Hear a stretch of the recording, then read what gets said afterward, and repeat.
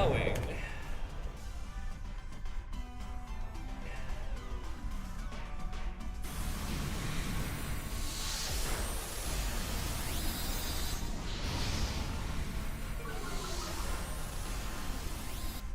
Okay, yeah, I was hearing myself double for a second there, but we've sorted that.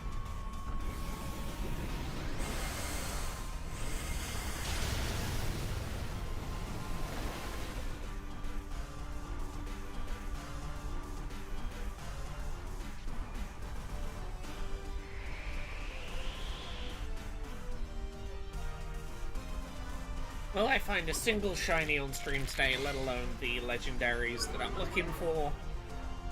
Who can say? Who can say?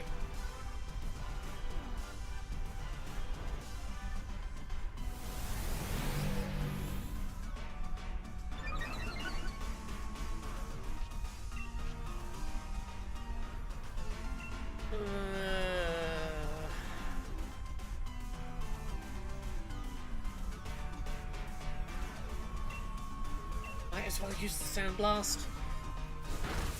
I'm not playing Silksong today, Incompetent Hero. I'm taking a brief break from Silksong because I remembered that we are like 6 weeks away from a Pokemon game releasing, and my brain locked hard into Pokemon mode. And yeah, the BT says hello. A nice quiet evening of nothing happening.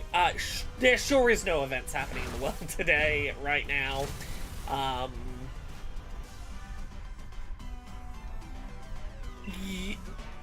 Yeah, I think it's closer than that. I think it's 5 weeks to Pokemon. I think it's mid-October. I think it's like 5 weeks. Yeah, I did literally seconds before starting the stream see...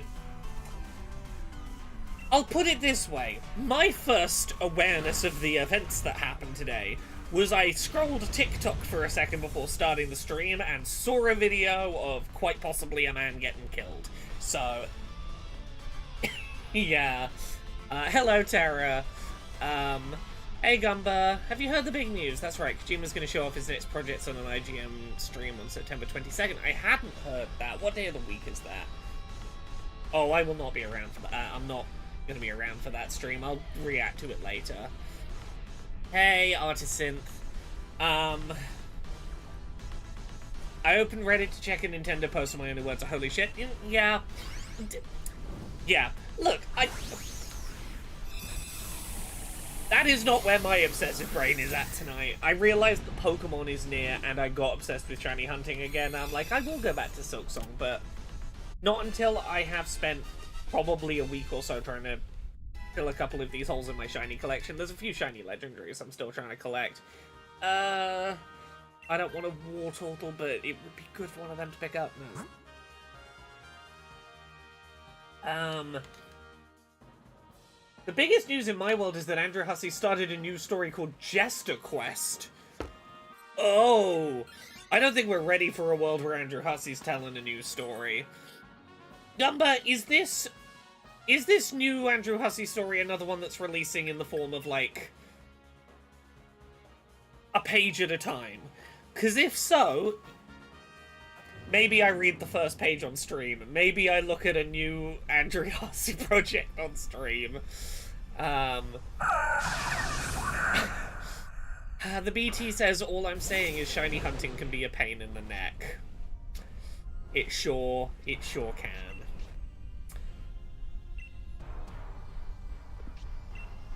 I'm gonna do Scorching Sands. Hey! On the official Homestuck Discord, it's updated daily. Is it like... when you say it's updated daily, is this like a page of Homestuck level updates? Like, is this if I look at the first update of this, it's gonna take me like 30 seconds to read a page and that's okay? Because if so, maybe you get me to look at Andrew Hussey project on stream today. But yes, I have, like... I was looking at my shiny collection, because most of the shinies I'm missing in my living original trainer OT shiny decks right now, I'm missing 80. Some of those are shiny locked and impossible to get currently. A good chunk of them are Gen 5 Pokemon that I'm gonna shiny hunt in Legends ZA. Whatever its shiny hunting method ends up being.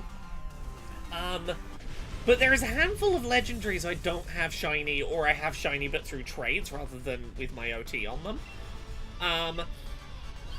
Which I was like, I've been trying to get them on Ultra Sun, Ultra Moon via the like Ultra Wormhole stuff with mixed success. I'm not great at Ultra Wormholes, and I'll go back to trying to Ultra Wormhole hunt some of these at some point. But what I realized is I really never gave Dynamax Adventures much of a go as a shiny hunting method. I played around with it a little bit, but by the time that this was added to Sword and Shield, I'd basically 100%ed the shinies that I could have picked up from Sword and Shield, outside of the handful of legendaries, and I was like, yeah, so I'll get around to it. And I just never got around to doing Dynamax Adventures, which is why I thought, fuck it, I got like 6 weeks. Maybe I try and get these like 9 or so legendaries that I could get this way. From here. Hello, Pancake. So what I'm currently doing is trying for... There's a handful of legendaries, but the 2 that I currently, like, can go directly to rather than having to try and luck into finding are Tornadus and Heatran. So I'm currently shiny hunting Heatran. If at any point I get bored of Heatran, I'll cycle back and do Tornadus. If I can find it, I know Guzzlord is in here, is a shiny that I need and can be Dynamax Adventured. Evening, Echo. Good evening, gamers, gamerettes, and gamerinos. That's the new gender-neutral selection of welcomings. Gifts with the story text written in the Discord thread. Okay, see, Gumba, I was almost gonna look at an Andrew Hussey project on stream. The fact that I have to look at a Discord and read the Discord thread to get the story is putting me off. If it was like Homestuck and you could send me a URL and I load up a web page and that web page is the story, I would look at page 1 of new Homestuck thing, or Homestuck successory thing. I would look at that on stream. I'm not joining a Discord to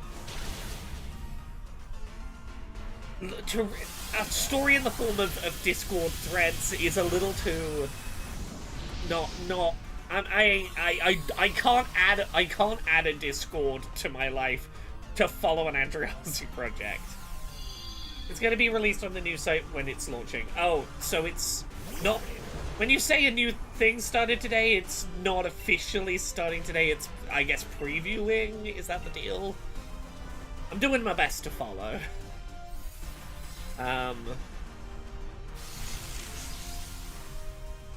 But yes, no,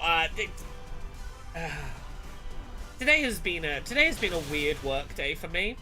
I can't go into specifics, but I had some consulting work today that basically boiled down to, hello, disabled person, we are paying money to be here.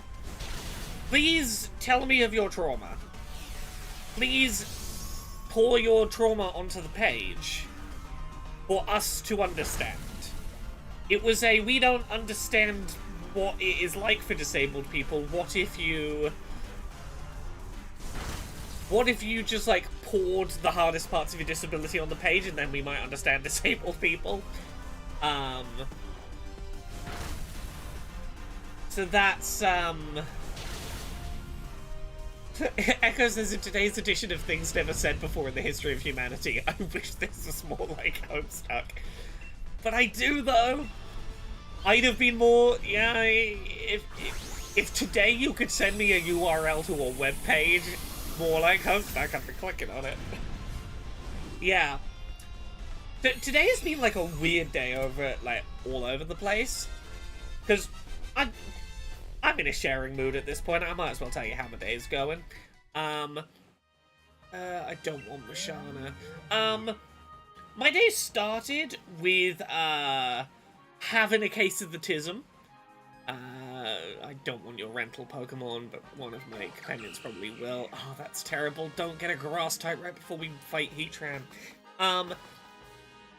Yeah, I went out this morning with the intention of going and, like, treating myself to breakfast, because it's a Wednesday morning. Sometimes I treat myself to breakfast from outside the house on a Wednesday. And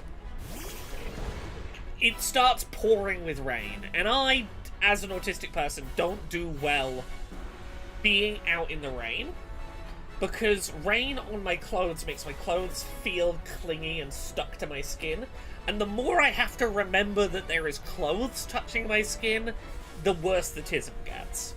I get to where I'm going to buy breakfast, and are out of my breakfast item of choice, made worse by the fact that they take my order, say yes, I pay for it, then they realise they're out of my breakfast order, so we have to faff with refunding me while I have my clothes stuck to me, and, like, I went through the rain and then my routine got changed. Not a good start to the day.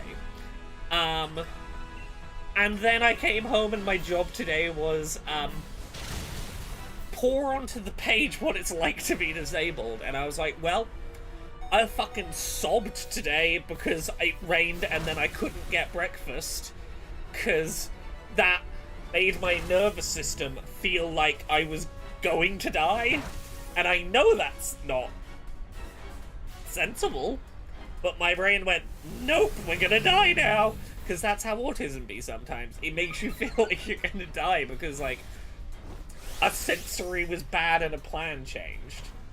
That's a fun thing to say to a room full of executives that you've never met before. That's how my day's going. That may well be a factor in why I'm shiny hunting on stream tonight. I had a day where the Tism was unhappy, and then I had to pour onto in front of strangers what it's like when Tism is bad. And I've gone, you know what, Tism should at least give me something good and positive today. I'm going to obsessively battle this Heatran and, like, 3 things on the way to it for a 1 in 100 chance of that Heatran being shiny. But I gotta do 4 battles to get to the Heatran. So, like, every run through to the Heatran, there's like a 1 in 25 chance that something will be shiny, but will it be the Heatran? That's like a 1 in 100. Yeah. Oh no, they blew up my sand tornado. Not my sand tornado, that's my sand tornado. Okay, I can have up to 3 more feints. Oh, 2 more feints? No. The next fainted Pokemon will mean I lose this run and I don't get to find out if the Heatran's shiny. Because it doesn't show as shiny here. It only shows as shiny if I beat it and catch it. And then look at the end screen whether it was shiny. See, Tara, here's the thing. In theory, I can enjoy the feeling of rain under very specific circumstances. If I'm wearing clothing that is already as stuck to me as it's gonna get, it can be okay. But, like, if it's not meant to be stuck... okay, I lost this Dynamax. This is the thing that turned me off Dynamax Adventures, is the fact that because I'm doing this single player, I've got to do this with 3 NPCs who pick really shit choices of Pokemon. Like, they don't go, we're working towards Heatran. I should get a water type or a ground type or something that can resist these attacks. Are any of these shiny? You might be a shiny Wartortle. Are you a shiny Wartortle? No. The Squirtle line, the first 2 bits of the Squirtle line are shit shinies. They're hard to detect. But yeah, if it's clothes that aren't meant to cling to you, and they get wet, no, can't be doing that. Literally cannot be doing that. Okay, let's set out to find Heatran again. Oh yeah, no, I love, because this is the problem. I love the sensation of water on me. Like, swimming, love it. Like, being submerged in water, wonderful. Being in the rain in clothes, in a situation where, like, ideally, if I had the choice, it would be dry when I walked, and the plan of it be dry when I walked changes its mind halfway through. No. Would it help if one of us jumped in to help or would that balk things up? You're welcome to. If any of you are playing, have Sword and Shield, and fancy jumping in to do some raids together, I can open this up to people. If they want to try and be better NPC companions than these random NPCs that are picking really shit choices of Pokemon. You're welcome to do so. It could be fun. Right. Let's give this another go. Nothing I do here is going to be terribly effective, but I do want this Pelipper. Pelipper would be a pretty good choice against Heatran. Like, the thing I'm discovering doing this is that, like, half the job I'm doing is trying to trick my NPCs into picking up good Pokemon along the way. Like, that's the big deciding factor, whether I can actually roll that 1 in 100 dice on the Heatran.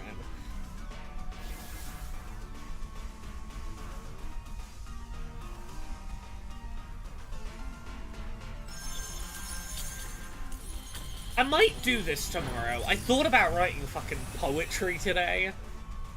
This is the kind of autism day I'm having. I thought about writing poetry about autism, and I can tell you how far poem about autism got. It was one idea that I have yet to capitalize on, which was trying to write a poem about explaining how bad the wet clothes on my skin feel, because the clothes feel like they're stuck to everything, stuck to me. And the way I was going to try and display this in poetry form was, anytime the word clothes came up in the poem, the words either side of it were not going to have a gap, they were going to be stuck to the word clothes. And maybe that gets more pronounced the further the poem goes on. Don't know if I will get around to writing it, but that was an artsy thought about disability I had today. It was like, how to explain disability in visual metaphor. And maybe I will do this tomorrow. Maybe I will find time to sit and try and write here is me trying to make words that are how disability feel. Oh, Echo, it doesn't matter if all your Pokemon are level 14, I don't think. All of the Pokemon in here are rented Pokemon. So you pick a Pokemon to start with from a rental selection and pick up others along the road. So you would be playing with level 65s regardless. I don't know if you have to be a certain amount into the game to join a Dynamax adventure or not, but in theory, you could just jump in and be catching level... everything you catch in this is an automatic 100% catch rate, no matter what ball you throw at it. So you could catch some level 65s if you wanted to jump in. Because, like, I beat that Pelipper and decided, yeah, I'll swap out what I currently have for Pelipper. What is this behind? I think this could be a Kangaskhan behind this cloud. If that's a Kangaskhan, it's got ground-type moves. That might be... Shell Bell. When I deal damage, I'll regain some health. That's good. In Goblin Heroes says, I just remembered way too late that the Four Ruins Shinies event started and I missed some. What I would do is go and check, because I don't know whether you had to actually take part in being one of the 3 million people fighting to be able to redeem the shiny, or if it was just, as long as some set of people did the 3 million battles, everyone gets the shiny. I would go look in your mystery gifts download via internet and see whether they're there anyway to download. I might be wrong, and if I'm giving you false hope, I apologize, but my gut says it's worth checking. I don't know whether you actually have to be one of the people that does the battles, or just someone needs to do the battles. Oh yeah, Talis Alanko says, I got the first 2 shinies despite not participating. You don't have to have done the fights. 3 million fights worth of people have to have done the fights. You don't have to be one of them. Cool, then yeah, you can get the first 3 of them. I believe are already available. I think it's just Chi-Yu that isn't downloadable yet.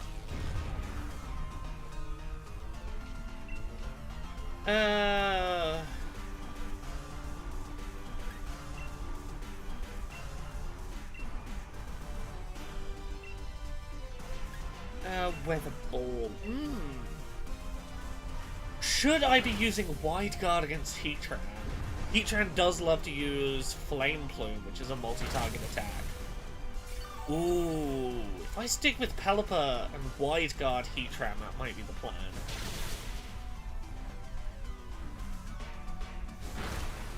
Yeah, what is the release date for Legend ZA?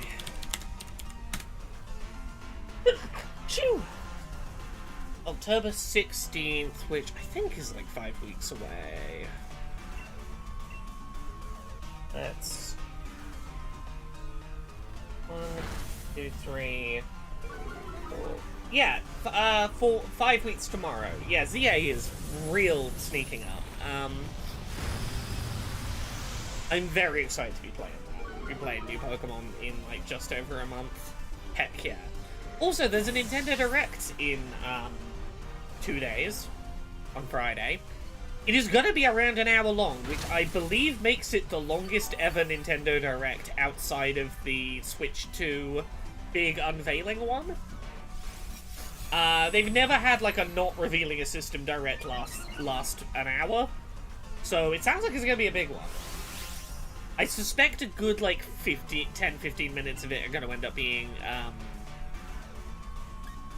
40th anniversary Mario stuff, but that still puts it in the range of like a 45-minute Direct, which is on the large end for a Direct anyway. And there are heavy rumors of a Pokemon spin-off title of some kind being announced during the Direct, which is cool. Okay, let's catch a Kangaskhan. I'm catching these not because I necessarily want them, but so that I can... I want to check if they're shiny at the end of the run. I don't need anything prior to the Legendary we're going to meet at the end of this shiny. I have all of these shiny, but I'll never say no to, like, backup shinies for my collection. How goes the shiny over-under odds? Still under. Dynamax Adventure for Heatran, I'm on, I believe 62. This is my 62nd run. I'm good with that. Yeah, okay, one of them took Kangaskhan. I believe this is run 62, and the odds are 1 in 100.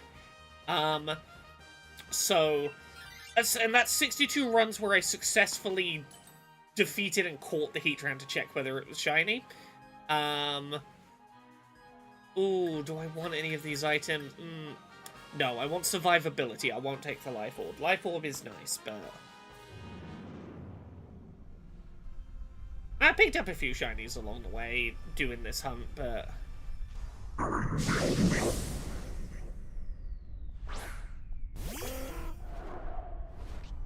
It's not the quickest method of shiny hunting here, but it's one that... I wanted to give it a fair shake. This is probably the shiny hunting method of the Switch generation that I spent the least time with. I want to have like a properly formed opinion of it. Mewtwo. You got a butthole for a face, and you throw up your insides.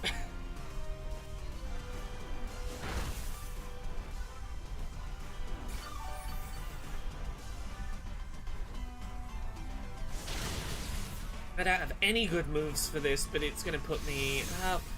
What have we got as a team right now for Heatran? We've got Wide Guard, Pelipper, we've got Kangaskhan. We've got nothing that is, like, super weak to fire, which is good. We're not gonna have the issue of, the Flame Plume just melting through everything.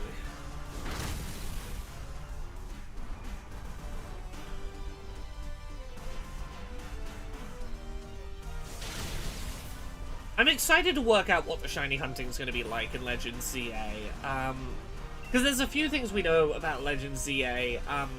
There are rumors that the shiny sparkle sound from Legends Arceus is coming back, which makes sense. I'll be very happy to have that back. If you knock out a Pokemon to 0 HP in Legend ZA, there is a few seconds where it stays around before it vanishes. in which you can still try and catch it, which is interesting.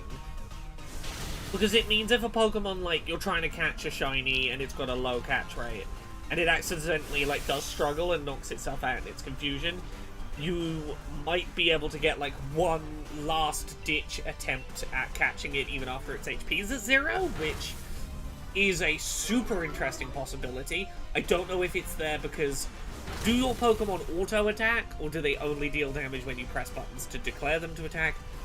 Because if there's a degree of auto-attack, yeah, I can see why you need a safeguard for catching purposes.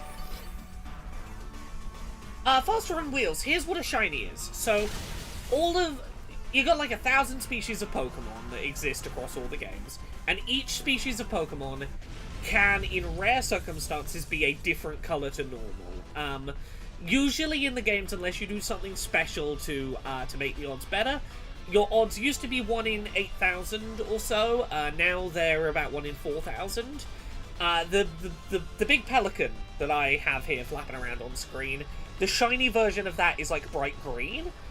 They don't do anything special, but they're rare, and I collect them. And I am only 80 Pokemon species away from having a shiny of every species of Pokemon that's ever existed. So what I'm trying to do is I am trying to engage with a method of collecting Pokemon that has higher than usual odds of that Pokemon being shiny.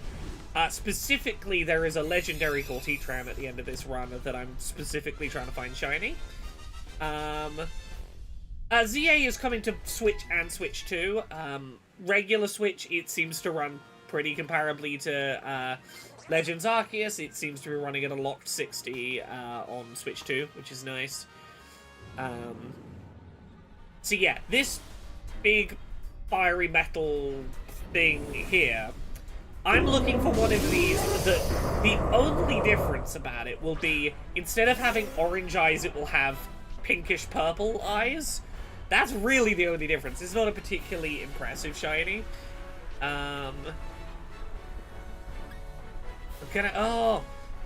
been doing this whole run in stream attacks. I've not been paying attention. Pelipper doesn't have a water-type move. It's got Weather Ball, which is going to turn into a water-type move when I use it. But it means I can't Dynamax and use a water-type move?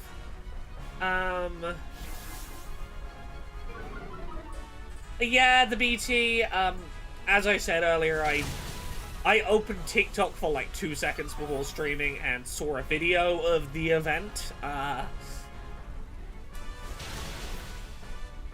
Given the nature of the event that man was at when that event happened, I feel like shit's gonna get real fucking transphobic real fast, regardless of who was involved in the incident. I feel like things are gonna get real fucking transphobic tonight. Oh, the news has updated. Do I want to know? Okay. I was gonna ignore it, but if we're talking about it in chat, let's find out. What's the update?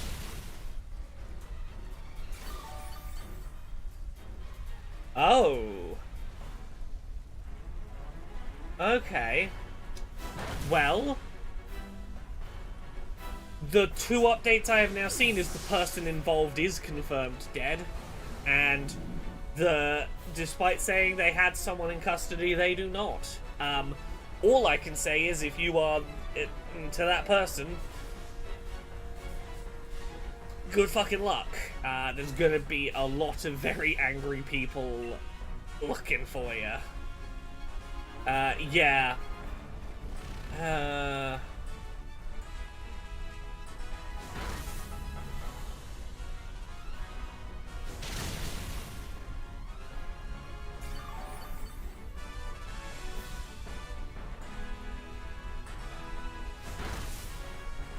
Yeah, given what he was talking about immediately before the event happened, trans people are, regardless of who did the thing that happened, it is inevitable that trans people will be the ones who face the brunt of the repercussions for what happened.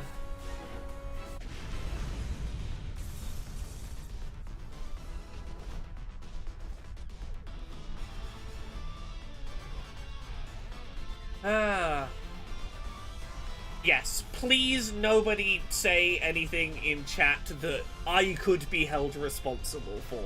I am being very careful in my language, you know. I think you all know my politics enough to know how I probably feel personally about that event. You can guess whether or not I'm going to lose any sleep over that, but I have to be very careful, particularly as a very visible trans person.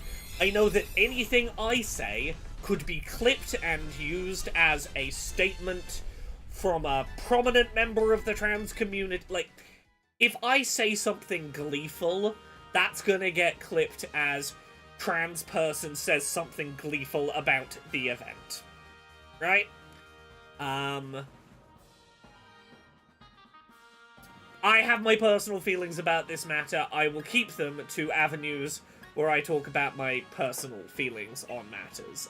This is why I didn't bring it up in chat, and I am engaging with it only as much as it is being brought up, so that if there's a thing I need to know, I will find out, I am sure, but also, I know that, right now, there is a lot of right-wing people who are probably looking for trans people they can point at and go, see the evil transes.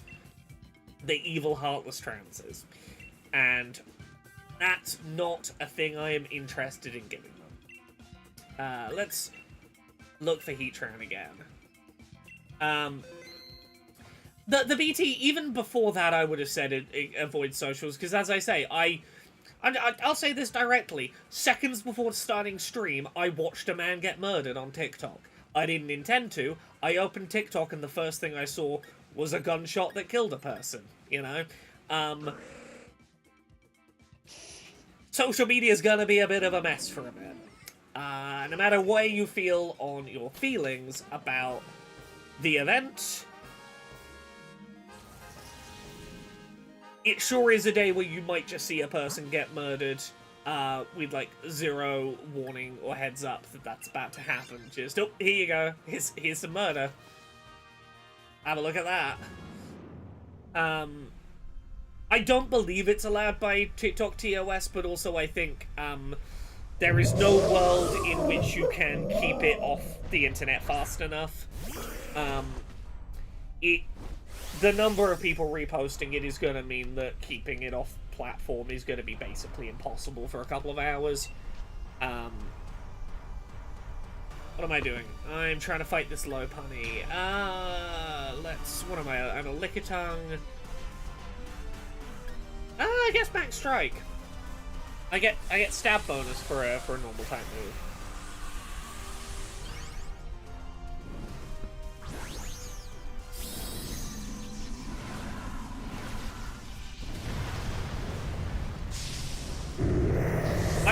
Okay, I will say a general statement here, which is, statistically, the overwhelming majority of gun violence enacted in the United States is enacted by cis white Christian men. And that is true not only of overall numbers of shooters, but also by far it is true of per capita of populations. To try and suggest that a minority group should lose access to guns in a country where, you know, regardless of my personal opinions about gun ownership, in a country where your citizens generally agree to have the right to own a gun, to take away the right of a minority group to have guns based on a statistically small number of instances, and not take those guns away from the majority in power population that statistically misuses them most, is a sign that your motives around reducing gun violence by deciding which demographics get to have guns or not is not about reducing gun violence. It is about finding a way to further scapegoat and villainize a group while taking away their ability to access the same tools of violence that other groups may well use to enact violence on them. If you take away one side, a minority group's ability to possess weapons that the majority can possess, you basically tell the majority that if you notice someone in the minority, you can pretty safely know that they won't have a gun to fight back. Regardless of my feelings about guns, there is a very clear attempt to paint a narrative right now that, regardless of who is involved in today's events, will be the narrative that gets spun.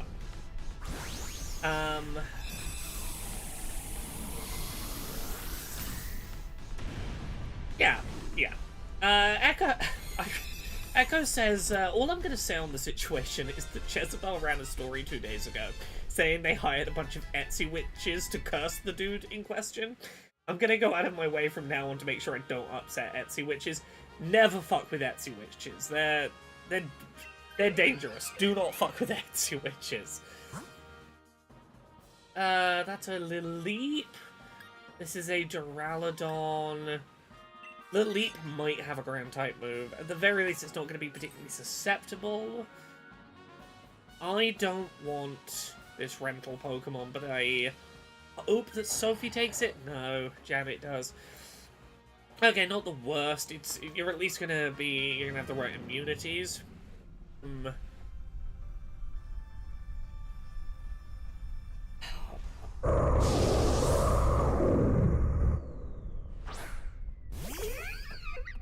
In news that I can talk about a little more safely, I say that, I want to double check specific sort of thing.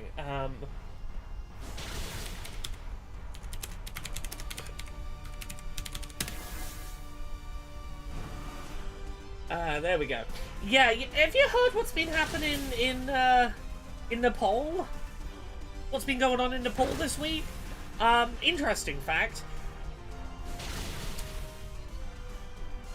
They burned down their fucking parliament and the homes of several politicians and billionaires in a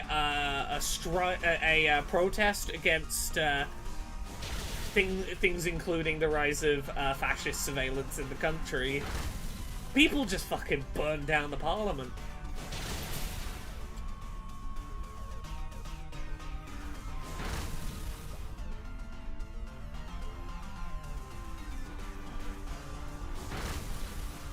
That is, that sure is eventful. There are world events sure are happening. Isn't it interesting living in eventful times? Don't we all love living in eventful times?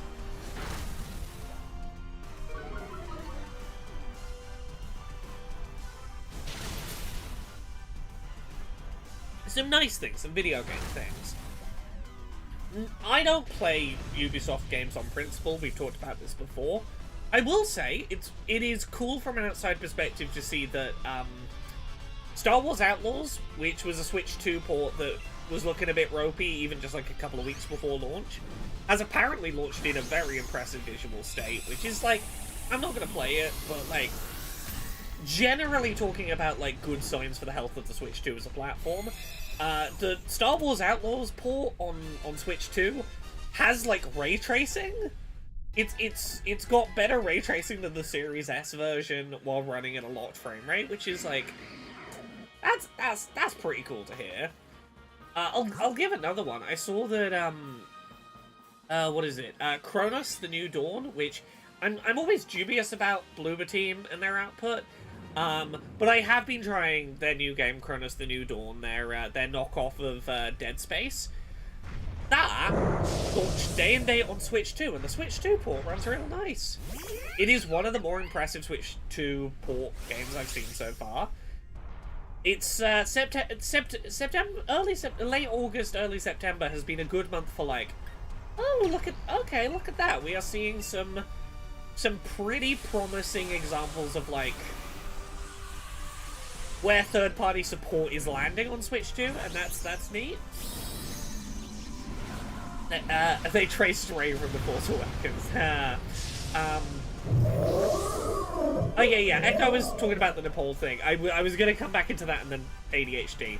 I didn't take my meds today. The government basically blocked all social media to try and stop people complaining about government corruption. So that people were like, if I can't tweet it at you, I'll come and burn down your house instead. And I mean, yeah. Was Outlaws any good? I remember during its run-up to launch, everyone was like, it's going to be amazing, going to humiliate Starfield, and then no one spoke of it again. So, again, I didn't play it because of Ubisoft. Here is my understanding. Star Wars Outlaws is an interesting open-world game that has kind of a wonky loyalty system, and pitched itself as being like more of an open game in terms of ways you could tackle challenges than it ultimately was. But if you're kind of just looking for a single-player Star Wars game with like some cool open planets that have a lot of stuff, like density of stuff to do, and like an interesting main character, apparently it's a pretty good game.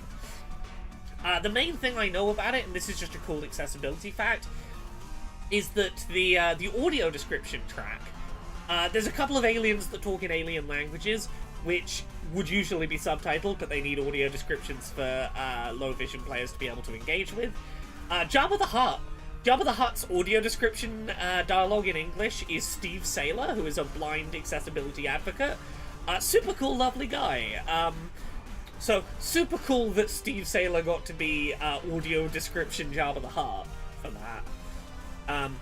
It was a Ubisoft open world game with some of the pros and cons that come with that.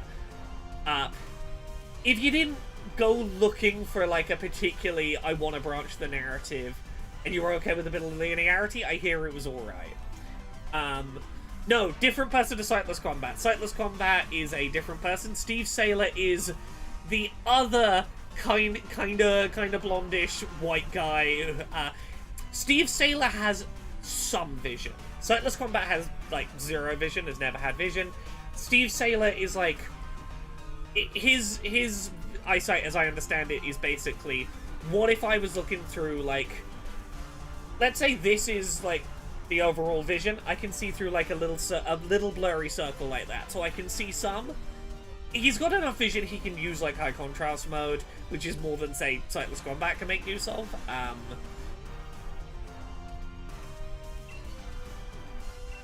Both of them are worth checking out, though. Go check out both Steve Saylor and Sightless Combat's work. They both do real good content on the internet.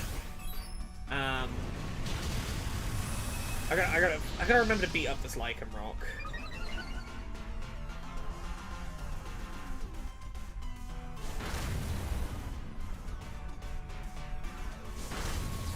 But yes, the Switch 2, not that many people are aware of this, has dedicated ray tracing hardware in it, which I know is not true of the Series S. I don't believe it's true of either the Xbox Series or PS5, because it's Nvidia rather than Thingybob making their graphics tech. Yeah, the Switch 2 is apparently capable of doing ray tracing without it like significantly impacting game performance, which is cool to see starting to surface in some games. Have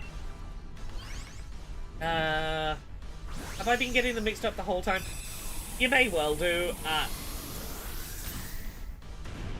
They're both person that is blind that talks about video games that I have frequently brought up in work. Sightless Combat is the guy who sits in front. He's got like a big Gears of War, the chainsaw gun on his wall in his shots. I'm now I can describe a room better than I can a person's face. I'm like, how do I visually describe either of these men? I'm so bad at remembering anything about the appearance of anyone that I'm not immediately looking at. For both of them, I can get about as far as White Man. They're both White Man. Okay, we're back to Heatran. Drain Punch is a 75 damage. Okay, we're just going to have to go all in on Drain Punch. What lineup of... Okay, mate. Ooh, you're putting everyone's attack up. Nice. Okay. The big attack everything fire attack that Heatran has, I don't think any of our stuff is immediately super effective weak to fire. So yeah, we can probably survive a couple of lava plumes. That's good. Hey, shiny Giratina. Okay.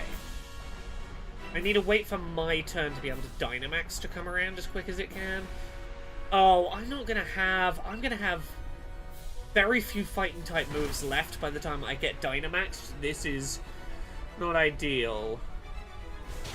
I was really relying on Dynamax and having 3 turns of fighting type damage to get the most out of attacking Heatran. Okay, none of these Pokemon are taking too big of a set of damage.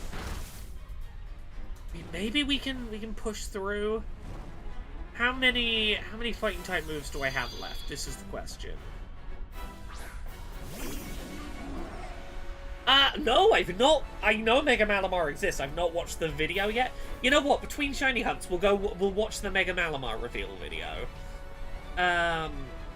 Next turn I'll get Drain Punch. I'll have 2 turns of Dynamax fighting type move. And if I can't take this down in 2 turns of Dynamax fighting type move, I'm gonna be kind of screwed anyway. Just because of the war of attrition.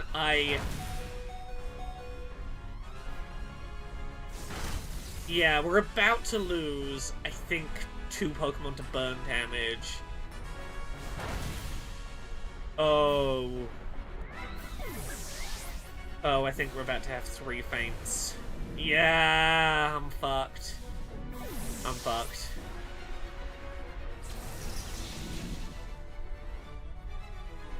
Yeah, now I'm fucked. Okay. Andrew Hussey saw one of my fan comics and thought it was good. Fuck yeah! That's super cool, Gupper Master. Hell yeah. Any of you shiny? No. Right. If anyone fancies jumping in and attempting to help me with a Dynamax adventure, feel free to put your hand up if you're a Sword and Shield player that wants to hop in and attempt to help me with this. But, if you give me a second, I'm gonna go find that Mega Malamar video quickly before I forget to do so. Oh,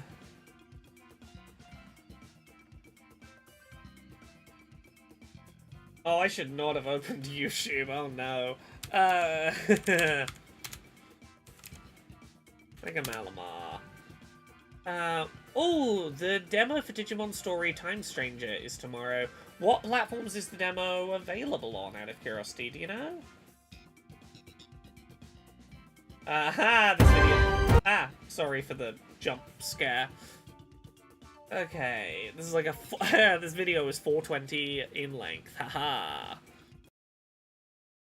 Okay. Oh, I didn't... Oh, that's what I didn't do. I didn't do the Twitch chat pop-out.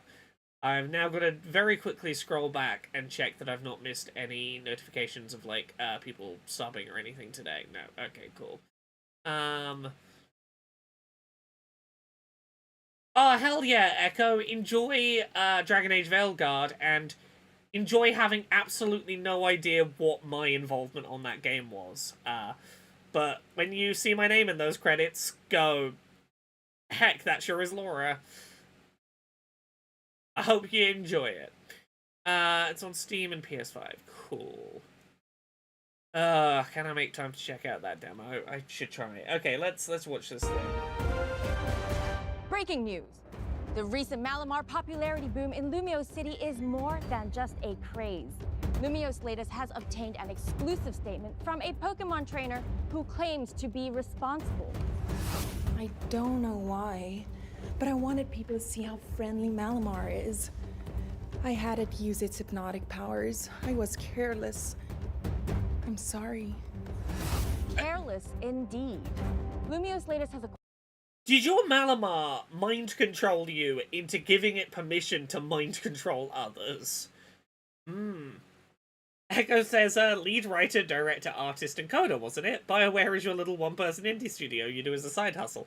Yeah, I can't wait for that BioWare cash to roll in. It's gonna be nice money. acquired shocking footage of this apparent hypnosis happening across the city. Well-mannered, cultivated, modest. That's how close friends describe this local painter in Lumio City. Dene, you're so sweet and adorable. But shortly after this footage was captured, something strange happened. She seemingly forgot her manners and her art went from elegant to extravagant. Oh, this is way cooler art, I can already tell. You are so sweet and adorable. Oh, are you recording? Yeah, fuck Dene. This is a way cooler art piece. Make sure to share this. Well, something certainly seems off. Later that day, I spoke to a taxi driver who also got caught up in the moment. You're certainly cheerful, and your taxi, wow. Can I buy this coat made of Malamars? I would rock up to a formal event in the Malamar coat. It is colorful. Care to tell us more? Yeah, this is Pokemon. I'm shiny hunting when we're done with There's this. no job I can't do. My friend Malamar. But it seems he wasn't always like this. Thanks to the taxi's dash cams, we're able to see something rather interesting occur.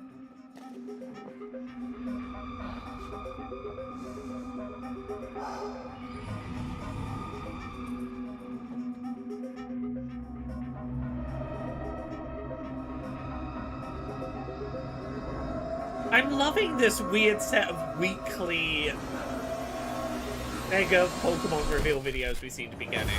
That bright flash, was that Mega Evolution? And what happened at the end there? Footage retrieved of this executive may tell us more. Yes, I'll work on that. Oh, and do you have time for one more thing? Sorry, I'm running late for the ZA Royale tonight. I was just hoping to discuss the most... Let's put a pin in this and circle back later. What time are you free? Sir, behind you! What? My friend Malamar? My friend Malamar! Could this be the work of a Mega Evolved Pokemon? Who are these shadowy figures? And what happened to that executive? Well, courtesy of this viral video, we do know. My friend Malamar! It's safe. What I want the end of this little story about this executive to be is that he donates his entire fortune to, like, a Malamar nature preserve. Like, one less billionaire, because Malamar was just like, give all your money to conservation research. To say he is no longer all business. We are not looking at simple hypnotism here. It is an entirely new person. Well, Lumio Slaters have an exclusive interview with the trainer claiming to be responsible. Thanks for joining us. So, what is your part in all of this? Is this you? Yes, I'm so sorry. I just didn't realize how powerful Malamar's hypnotism could get. How people's personalities would change entirely when it mega evolves. So it is Mega Evolution. Yes, let me show you. It's Mega Malamar. Oh my.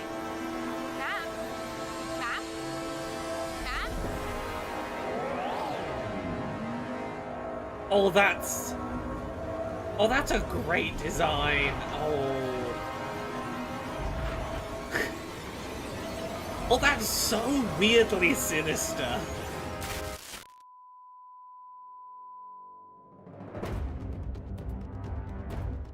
Well, I've now seen Mega Malamar. Let it not be denied that I've seen Mega Malamar. I'm excited for 4 or 5 more Mega Evolution reveals. Several of the Mega Evolution reveals have been a little phallic.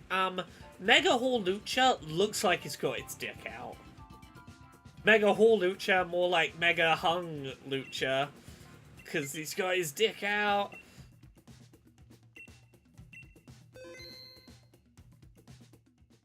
Okay. Let's go for one more run here. Ground go. Ooh. Golurk, Ground Ghost could be good. Vaporeon is good. Glalie is not good. Okay, okay. All but one of my NPCs picked decent Pokemon.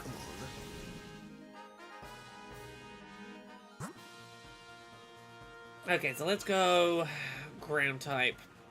That's going to be Doug Trio. If Janet picks up Doug Trio, I know that we're going to have to fight some other stuff, and there's a chance that they'll fuck up the team. But we'll at least briefly have a good team. I've been looking at Digimon previews. The coverage is getting certainly been glowing. I love the quality of life features it's got. Nice. Right. What have I got that can actually fight this? Ground and fighting. So let's use the ghost type moves now because they're not going to be super effective on Heatran.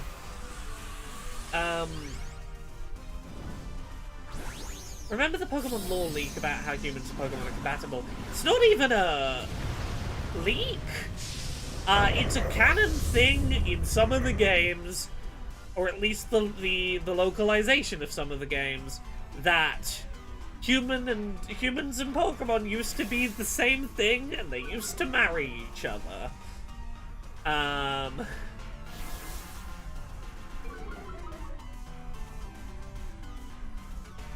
Ooh, okay, in the Digimon RPG, standing still refills your HP and SP to max, and consuming items in battle doesn't take up a turn. Those both sound like really nice things for an RPG. Oh yeah, let me find this so I can, like, pull up the facts. Pokemon, human, marriage, origin.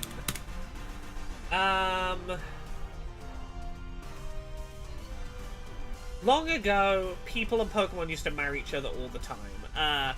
So this comes from an old folktale you can read about in the Canalave Library in Pokemon Diamond, Pearl / Platinum. Sinnoh Folk Story 3. There were once Pokemon that became very close to humans. There were once humans and Pokemon that ate together at the same table. It was a time when there existed no differences to distinguish the two.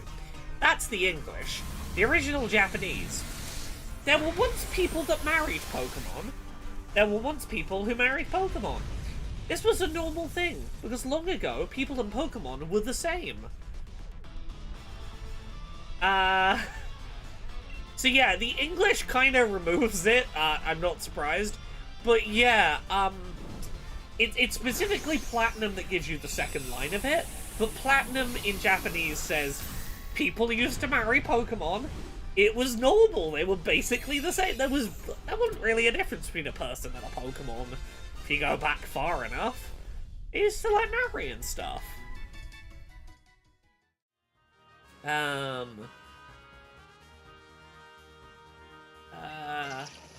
I really want Janet to pick up something that's not an ice type. I don't want to pick up a steel type because, ooh, is this the crab thing? Is this Water Dark Crab? Yes, okay. Crawdon, that's it. If Janet picks up Crawdon, our team's looking pretty good.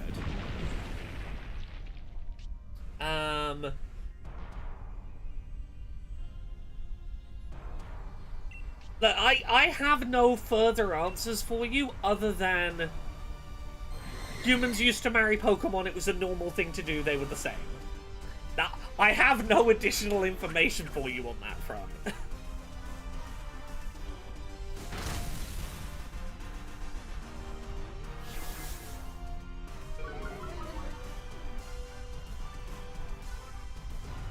Is there any other weird Pokemon lore that would be worth talking about? The Pokemon world has competitive cheating scandals. There was a world war fought with non-Pokemon weapons in the Pokemon world. Pokemon used to marry... Humans used to marry Pokemon. Yeah, I think those are the big ones. Ooh, the demo unlock time is today. Enjoy.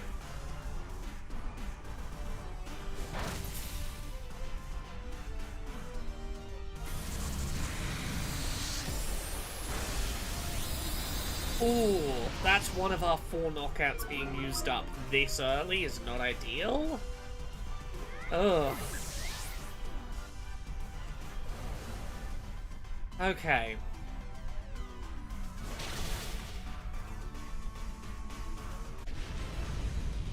Okay. I need Janet to pick up the Crawdaunt. If Janet picks up the Crawdaunt, our team's looking good.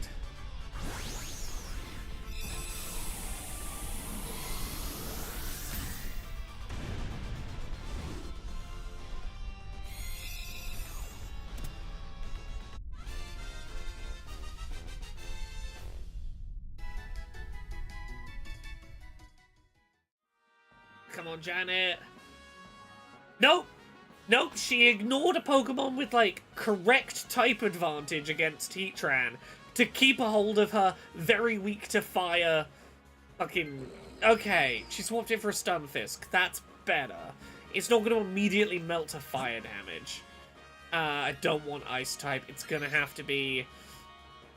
it's going to be a Haunter. Janet, please don't take the Haunt. And none of my NPCs, please none of you take the Haunter. Haunter's not gonna be particularly good against Heatran. Oh no, is Galarian Stunfisk Steel type? Oh god, I feel like it is, isn't it? Shadow Punch. 60, never misses.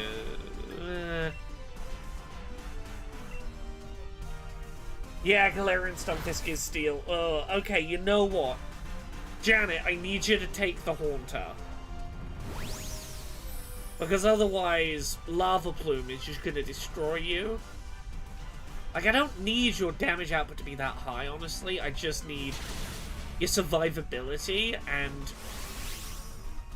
Yeah, I realized as I said it, I was thinking about regular Stunfisk and being like, oh, this is okay, actually. This is fine. I'm not gonna Dynamax, because I wanna get 4 turns so that I ideally enter the next battle as close to my Dynamax turn as possible. If I pass up Dynamax, we might get a little bit of... Oh, I'm trying to use ground types on the thing that has moves on the thing that has levitate, aren't I?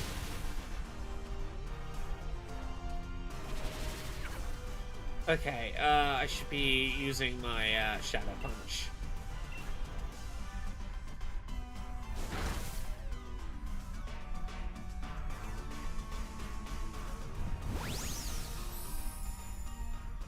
Oh, I need to not have this Stunfisk on my team. Yeah, because the point of this Stunfisk is it's, the Galarian one's meant to be like a fucking bear trap.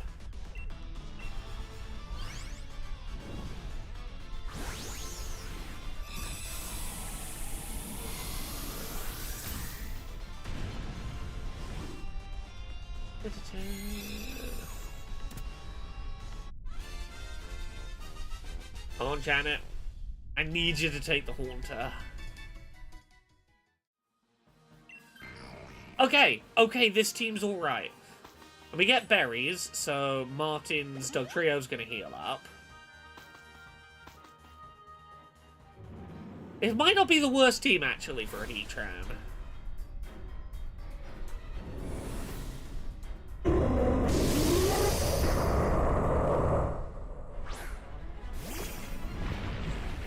Okay. Focus Punch. Not worth the risk. Scorching Stance. Could, in theory, leave a burn, but I don't think Heatran's burnable. Or at least Dynamax Heatran I don't think is burnable. Lopunny, you have super effective moves. I wouldn't be trying to do stat changes because Dynamax Heatran can nullify type changes.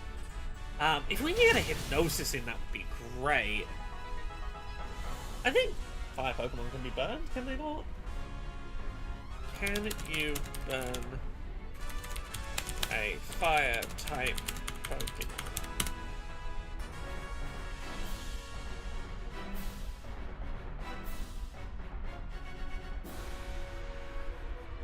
can't normally be burned. There are some weird edge cases where they can be burned. Apparently Scold can do it. You can burn them with hot water, which I guess makes sense. Huh. In Gen 3, Tri-Attack can burn them? Okay, I think we only had one knockout along the way to Heatran, which I think puts us in a decent position. We're going to lose Dugtrio here, but this is where I'll get a good sense of how many knockouts have we had. Yeah, we can have at least one more. Ooh! Oh, Haunter! Successful sleep. Okay. I think this is going to be a successful defeat of Heatran, which means cross your fingers for me, everyone, because I have a 1 in 100 chance of this thing being shiny after this fight. And, that's a pretty small number in the grand scheme of things, so I could do with, good luck.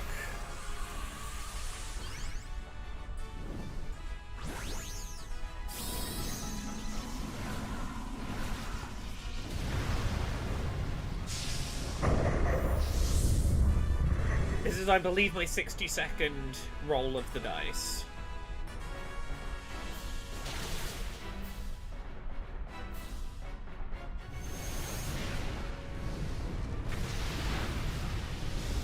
Okay. We can survive this fainting. I just gotta take Heatran out before another of my team faints. Which I think Max Knuckle won't do. Oh. Who else is out in the field? Lopunny. Lopunny, please go with a fighting type move. Like, use an actual offensive move.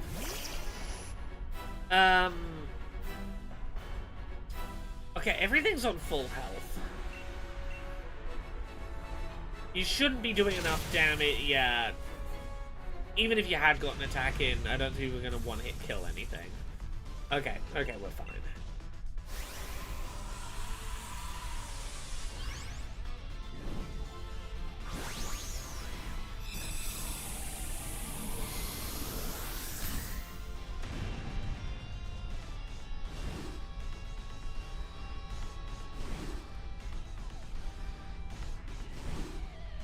I don't know why it plays this whole game as if it's going to break out. It's 100% catch rate in here. Now, are you shiny?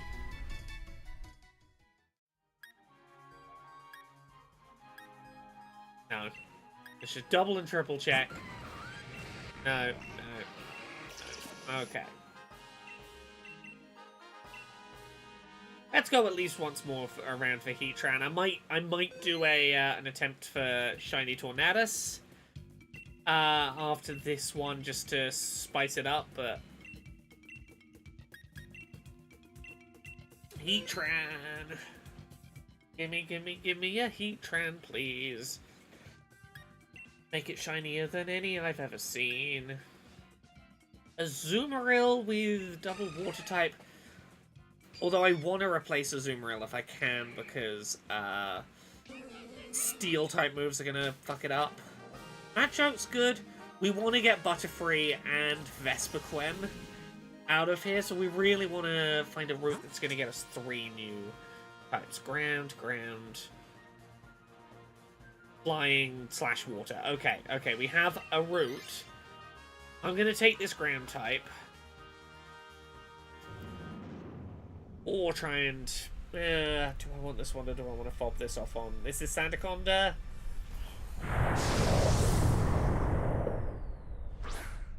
Sandaconda's not bad. You know what? I'll take Sandaconda. No, I want the Pelipper. The end.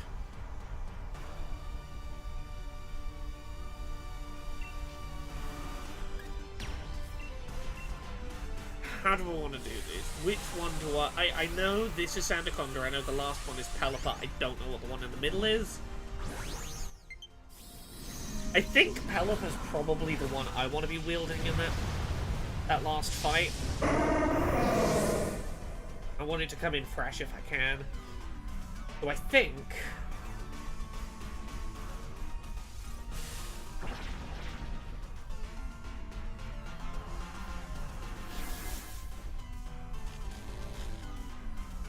I think we try and get one of the NPCs to take Sandaconda.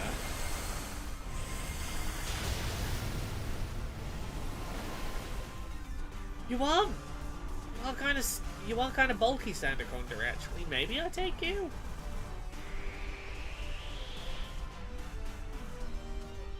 You're doing weather control pretty effectively. Yeah, you seem like a real bulky Sandaconda.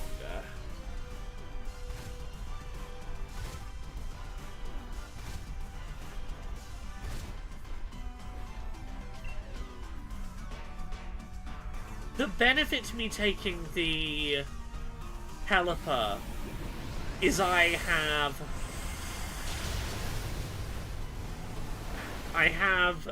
weather control and the ability to handle wide guard. We shouldn't need wide guard if we have a team that has no weaknesses to fire, but there's no guarantee that'll be the case because I can't count on my NPCs to make sensible decisions about which Pokemon to take.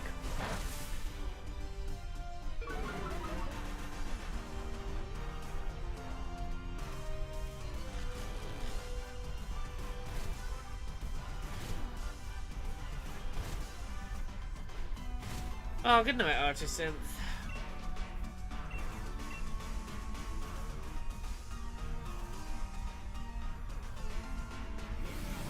Why am I having such trouble with this Sandaconda? It does not feel like it should be this defensively tanky, but I'll take the, Yeah, this is definitely kind of selling me on it.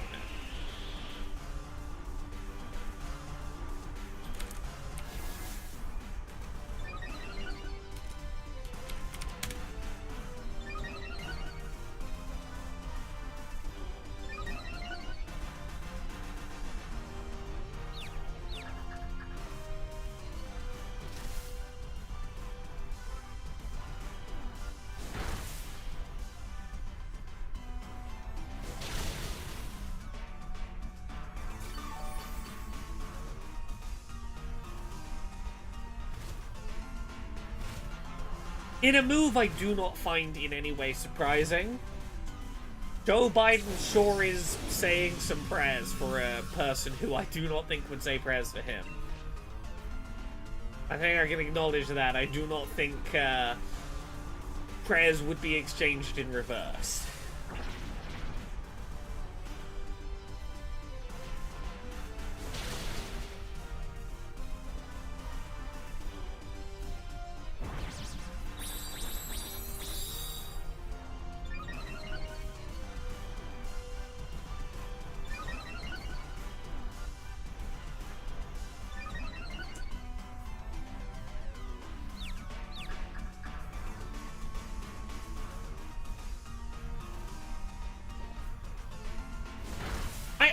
I'm gonna read a sentence, judgment neutral here. I'm gonna read a sentence. And you can have your own opinions on this sentence, and you can probably guess what my opinions on it are. Turning Point USA released a statement about today's events, and I will read their statement to you, or a quote from it. Charlie went to his eternal reward with Jesus Christ in heaven.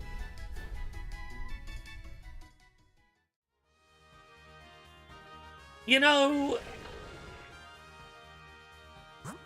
I'm sure some people would argue for or against whether that man's actions are the kind of thing that Jesus would have been into.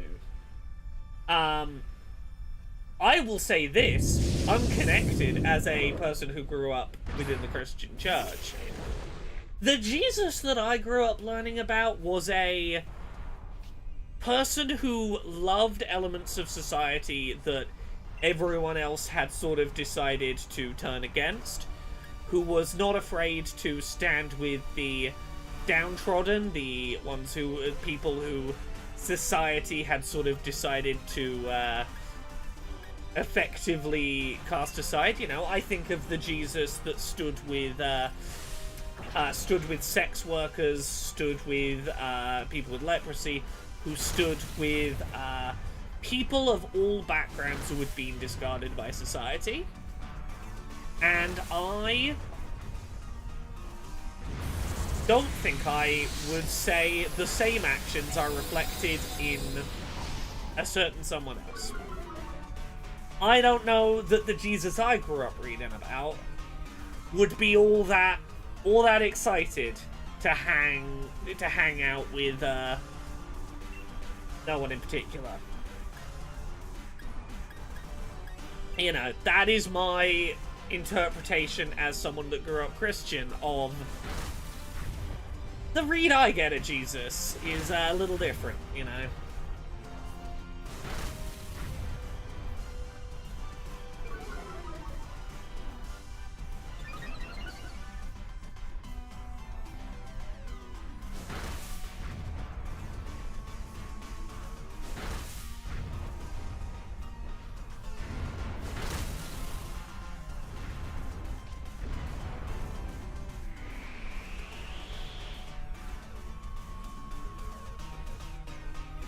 I shouldn't be keeping an eye on updates on that whole story.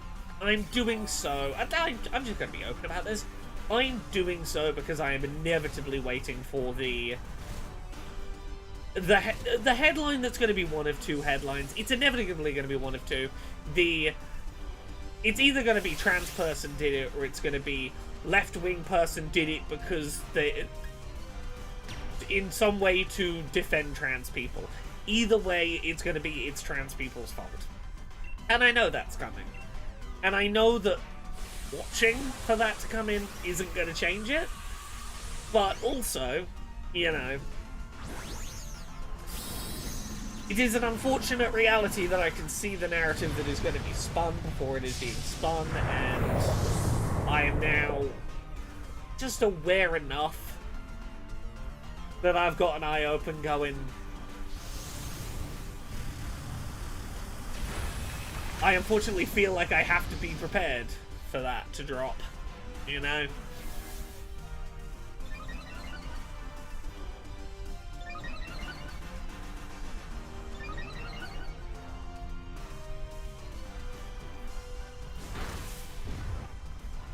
Because, like, I think a lot about Christianity as someone that no longer believes in the idea of a Christian God, or at the very least, if it turns out there is one, I'm gonna have some fucking questions for him, but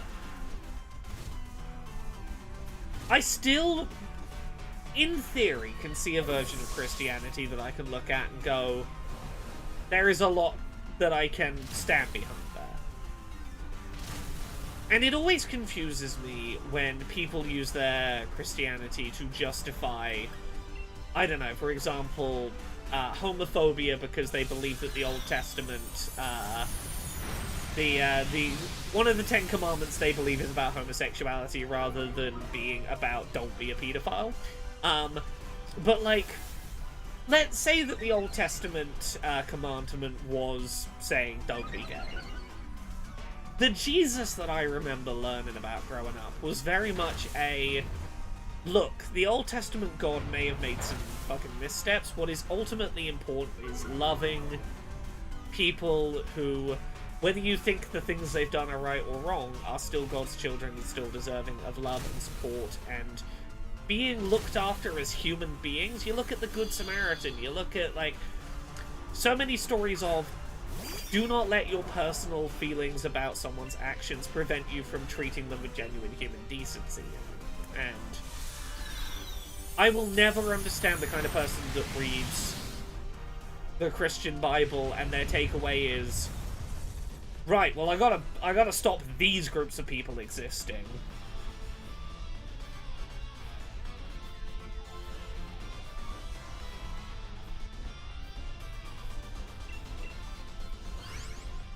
Okay, Mudsdale, we took more feints than I would have liked here.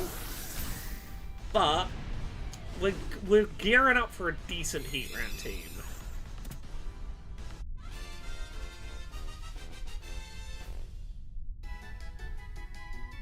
And yeah, sorry for the existence of some... Oh, we got rid of Butterfree, that's good.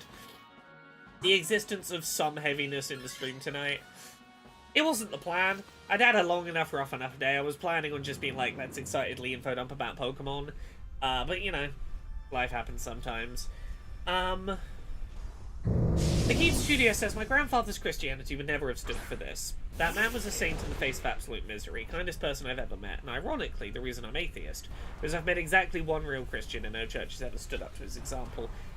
That's, you know, amongst other things, a lot of what pushed me away from Christianity is that ultimately I did not feel like most Christians I met did not feel like they embodied what I understood Christianity to be. Or at the very least weren't willing to stand up and vocally, at risk of their own negative perception by others, stand up for what I would have expected them to stand up for as Christians, you know? It was very much I went to a few too many churches growing up where I heard a few too many comments said snidely about homeless people, a few too many, you know, jabs at gay people, a few too many gleeful discussions of those who, quote, had not been saved, and a few too many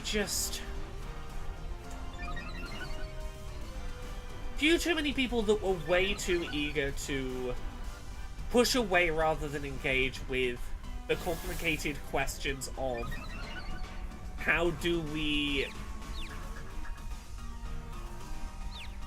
come to an understanding of a God who is compassionate?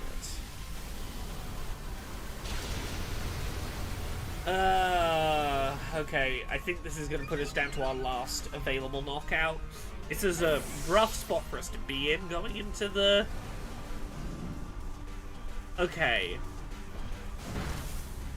We can have 2 knockouts. Hey, Kveldstrom. What I realistically need is for this Pelipper to replace the Vespiquen, and for me to enter the boss battle with Dynamax ready to go. In hindsight, I'm wishing I'd given the Sandaconda to one of the NPCs. And I'd taken the Pelipper. I do think me having the Wide Guard Pelipper probably would have been the strat, but I made a judgment call.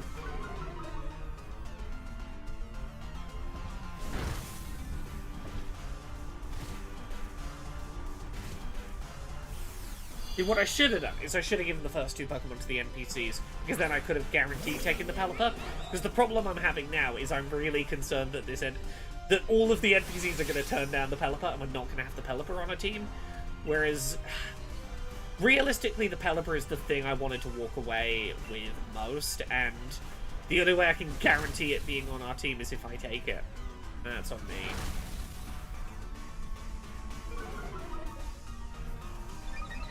Oh, how many ground type moves do I even have left on this Sandaconda?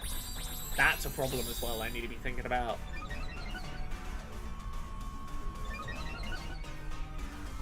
Okay.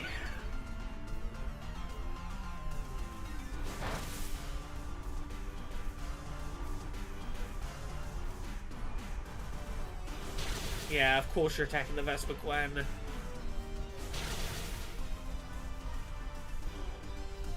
Weirdly, Christianity comes up on Podquisition that's going up tomorrow.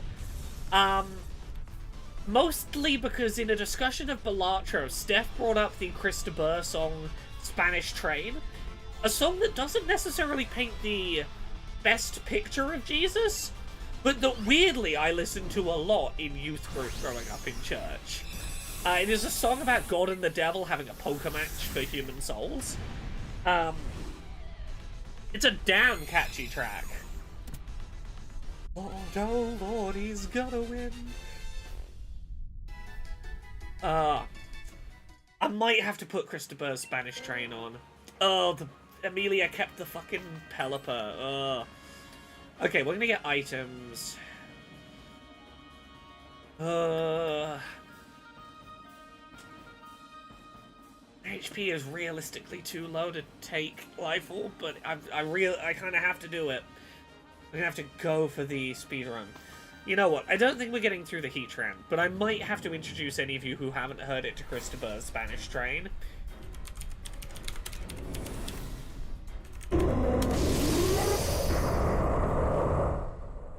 God, what year was this from?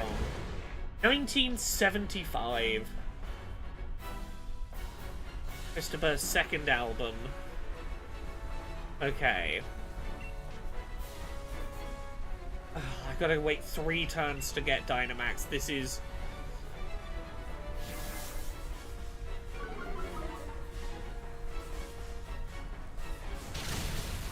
Okay. If I got knocked out early enough and can come back in time for the Dynamax... Ooh.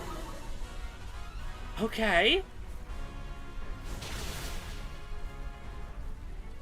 My concern is mainly if me or Vespiquen get knocked out.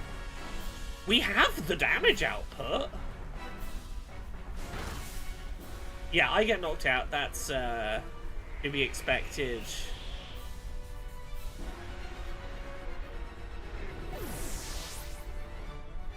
Can these three... Yeah, if I get one more knockout, I lose my chance on the Heatran.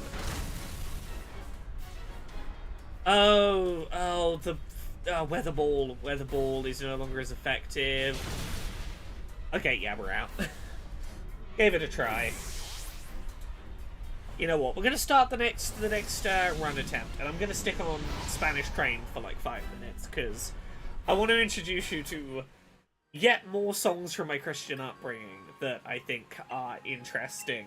I don't know Christopher's religious beliefs, but as an adult listening to this song, it feels like a critique of...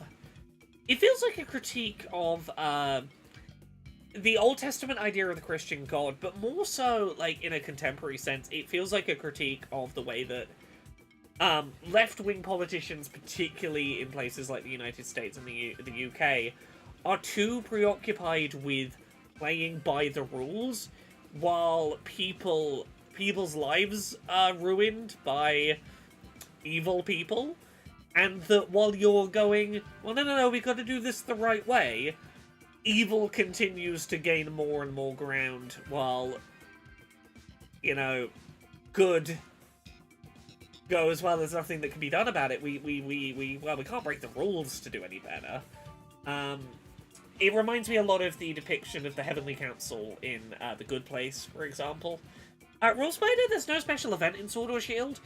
We're 5 weeks away tomorrow from the release of Legends ZA, and of the 80 species of Pokemon that I need for my Living Shiny decks, most of them are Gen 5 Pokemon that will be presumably shiny huntable in Legends ZA. A handful of them are Legendaries that I was shiny hunting in Ultra Sun and Moon. I realized I never really did much with the Dynamax Adventures shiny hunting method. I don't know how good of a shiny hunting method it is. My instinct says not. There are better methods. Where the odds aren't as good, but you get more rolls reliably, more quickly, and are probably quicker methods to do the hunt. But, given that I hadn't really done this shiny hunt before, I wanted an excuse to do this shiny hunt method, and just before I move on to a new Pokemon game, go back and do a shiny hunting method I never really gave that good of a chance to in its heyday. I'm going to take this electric type in the hopes that we fight a water type that I'll be useful against. Yeah, give me 1 second. I'm going to stick on Spanish Train for a couple of minutes for those who've not heard it before. This is a 50-year-old song this year. God. Oh, Fighting type. Let's go Fighting type. Yeah, just trying something out in a Pokemon game because I'm hyped because Pokemon's coming in like 5 weeks. Oh, I muted that tab.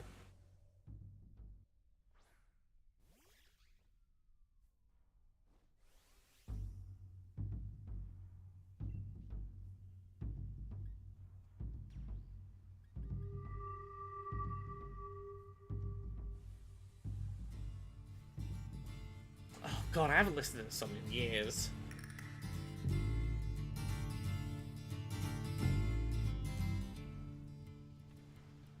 There's a Spanish train that runs between Guadalquivir and Old Seville. And at dead of night the whistle blows, and people hear she's running Still. I love a good And then they hush their storytelling children song. back to sleep, lock the doors, Upstairs they creep. for it is said that the souls of the dead fill that train 10,000 deep. Well, a railway man lay dying with his people by his side. His Family were crying, knelt in prayer before he died. But above his bed, Just awaiting for the dead, was the devil with a twinkle in his eye. Well, God's not around, and look what I found. This one's mine! Just then the Lord himself appeared in a blinding flash of light, and shouted at the devil, "Get thee hence to endless night!" but the devil just grinned and said, I may have sinned, but there's no need to push me around. I got him first, so you can do your worst. Easy going underground! But I think I'll give you one more chance, said the devil with a smile. So throw away that stupid lance. It's really not your style. Joker is the name, poker is the game. We'll play right here on this bed, and then we'll bet for the biggest stakes yet. The souls of the dead. And I said, look out, Lord, he's gonna win. The sun is down and the night's riding in. That train is dead on time. Many souls are on the line. Oh Lord, he's gonna win.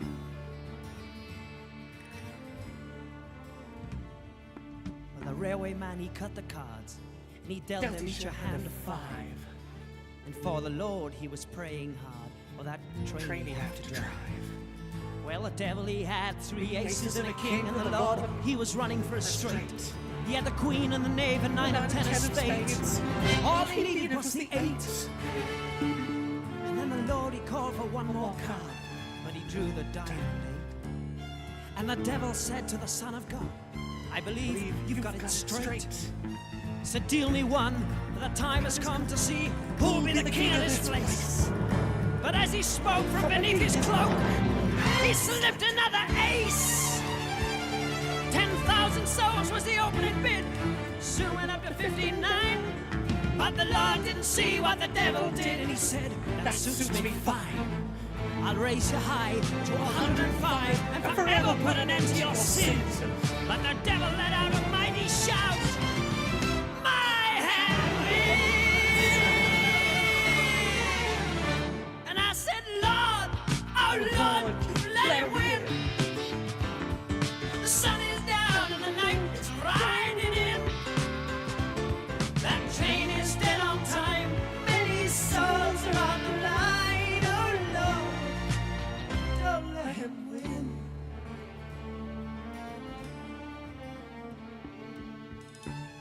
Well, that Spanish train still runs between Guadalquivir and Old Seville. And at dead of night the whistle blows, and people fear she's running still. And far away in some recess, the Lord and the devil are now playing chess. The devil still cheats and wins more souls, and as for the Lord, well, he's just doing his best. And I said, Lord, oh Lord, you've got to win. The sun is down and the night's riding in. That train is still on time. Oh, my soul is on the line. Oh Lord, you've got to win. That That is a wild song to have heard in a church youth group, given that ultimately it does seem to be a song about look, ultimately God is kind of powerless because he plays by the rules against a opponent who will simply cheat, and if you keep trying to play by the rules, you will simply not succeed in that scenario. You will, by following the rules, you will not beat an opponent who is willing to just blatantly cheat in your face.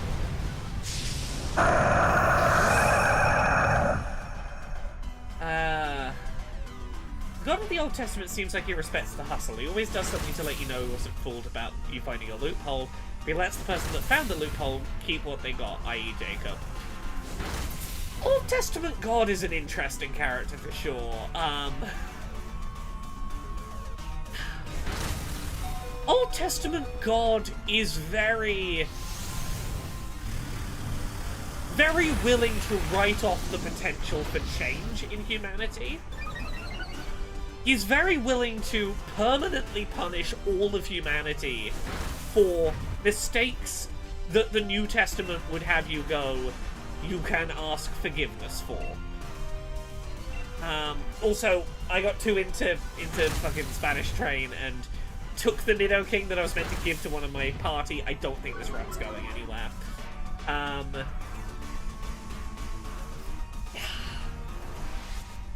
Yeah, as Kveltrum says, the Bible, pretty weird as a believer as well. The thing about it is, I was okay with the fact that there were things I did not understand about interpretation of biblical text.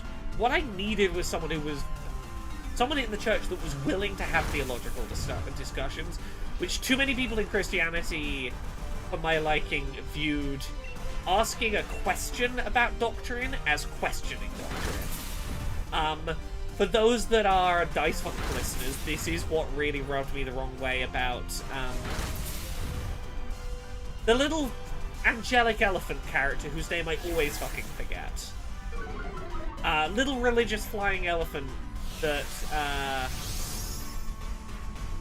Nifix had a falling out with. Lancelot, fucking Lancelot. It is explicitly the thing that I try. I've talked about this before. It's the reason that I really liked playing Barbella in the most recent, the previous Dice Funk season. It was really nice to play an explicitly religious character who was not only open to people questioning her religion and her questioning her own religion and her own interpretation of it as being potentially flawed because it's a human interpretation of a holy text, but that was very open and willing to sharing space with and open discussion with people of other religious faiths about their beliefs. I played Barbella as very much what I think ultimately really hoped I would find as like a late teenager looking for spiritual guidance.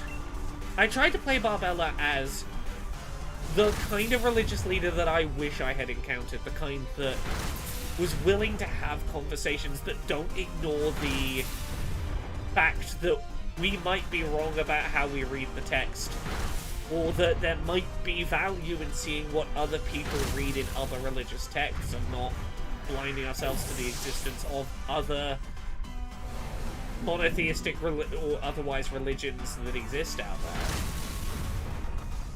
there. Yeah, the Tower of Babel really is a, it's one of the worst examples of God just having a momentary snap of spite for no reason.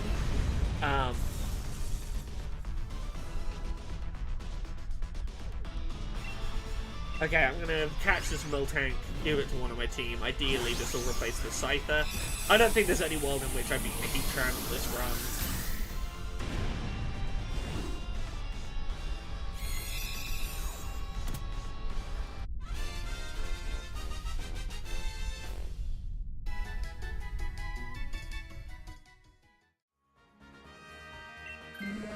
Okay, didn't replace the Scyther, yeah. With the Scyther on team, we are fucked. But I'm gonna make the most of that. Ooh. I don't know how many of you are Star Trek people. I don't know how many of you are Star Trek people and are watching Strange New Worlds at the moment. The newest episode of Strange New Worlds is one of my favorite episodes of not only Star Trek, but generally sci-fi fiction I've seen in years. It is a fucking brilliant episode of Star Trek.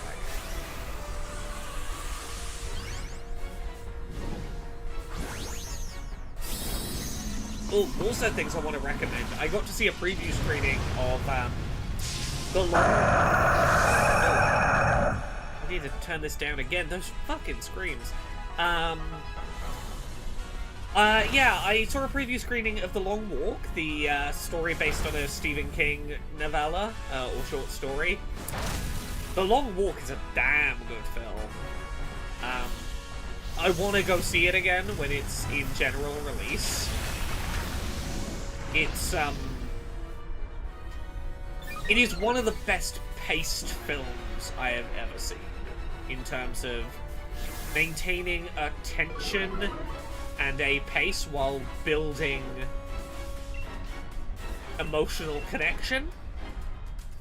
Like, it is a film I don't think has any moments I would leave on the cutting room floor. Are we gonna survive this turn?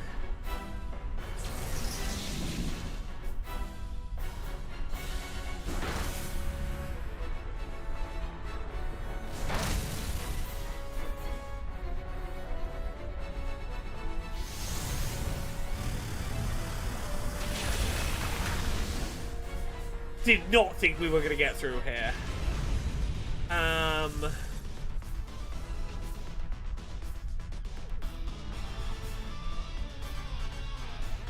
Yeah, Rule Spider, I think, does a pretty succinct explanation of the frustration of Tower of Babel's story.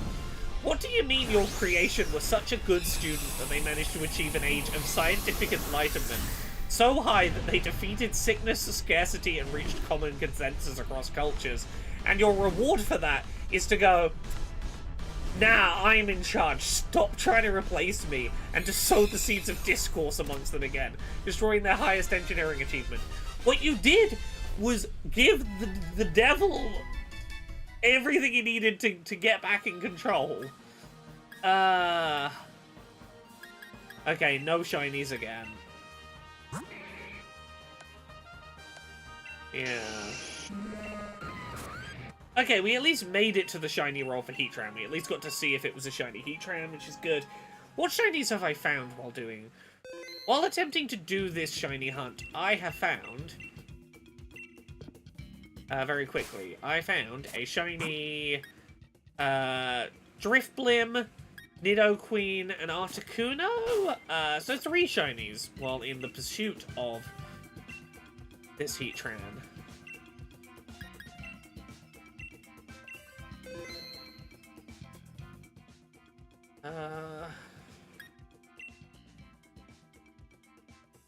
Okay, what do I want? Hitmonlee. Hitmonlee's pretty good for a Heatran.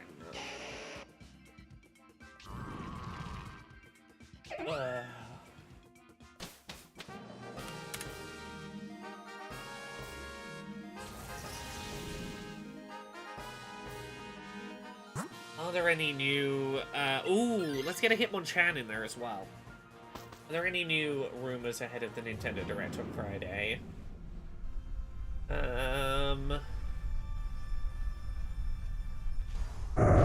know what?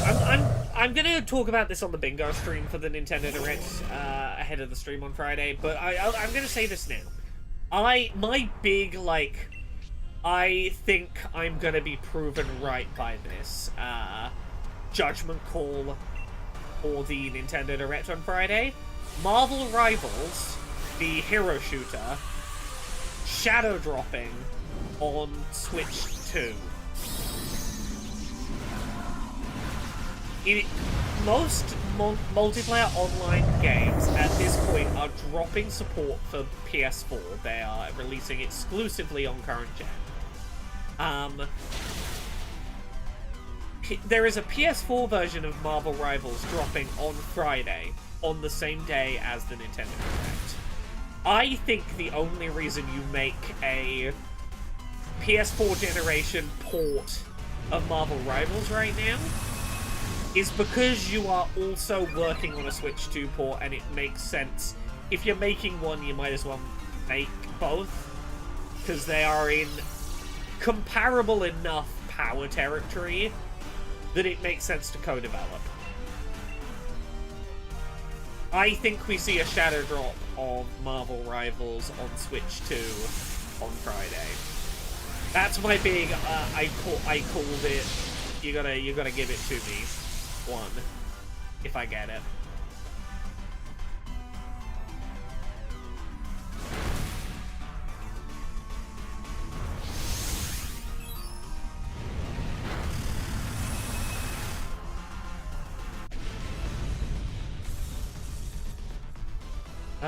Well, thinking about Christianity, I am constantly surprised by how many Christian worship songs still have, like, every lyric just built into my brain.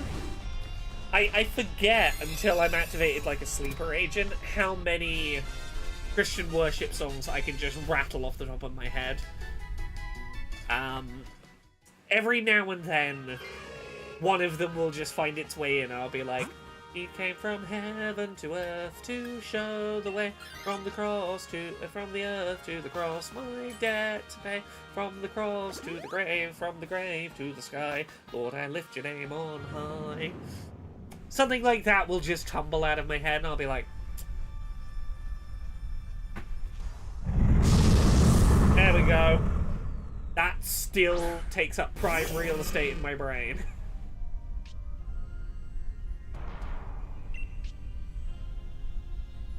Okay, this is what, Barrascuda.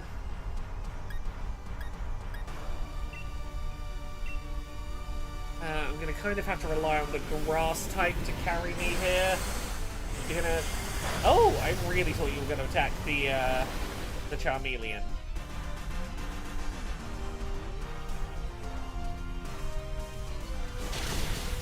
Yeah, hell yeah. Whimsicott, carry me. Ooh. Hitmonchan, carry me. Ah. Oh, this is feeling like a good run, actually. This is feeling like a good... Like a run that could be promising for taking the Heatran down.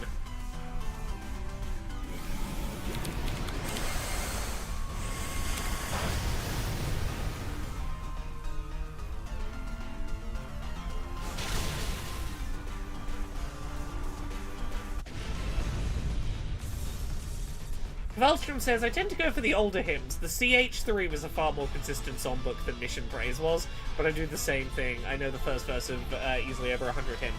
See, that's the thing.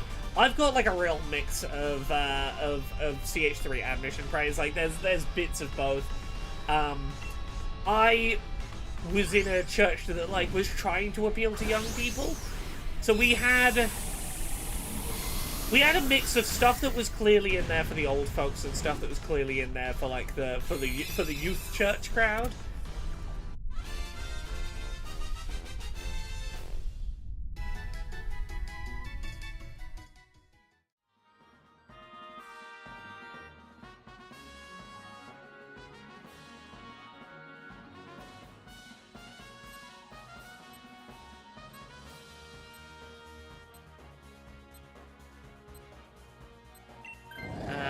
Oh, yeah, we can... The Charmeleon's not even that bad. What's that flying type? Don't want the pink urchin. That's an Incada. Don't want an Incada. The Dedenne. If I take the Dedenne, at least I get berries before the fight, I guess. This feels like the lesser of three evils. I don't really want any of my characters to take this.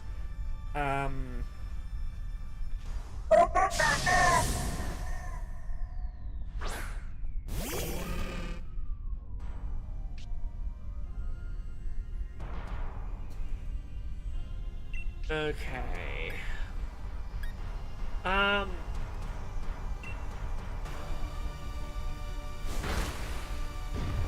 You'll be wondering how many worship songs I still know. You've now got... He's got the whole world in his hand. Stuck in your head, yeah.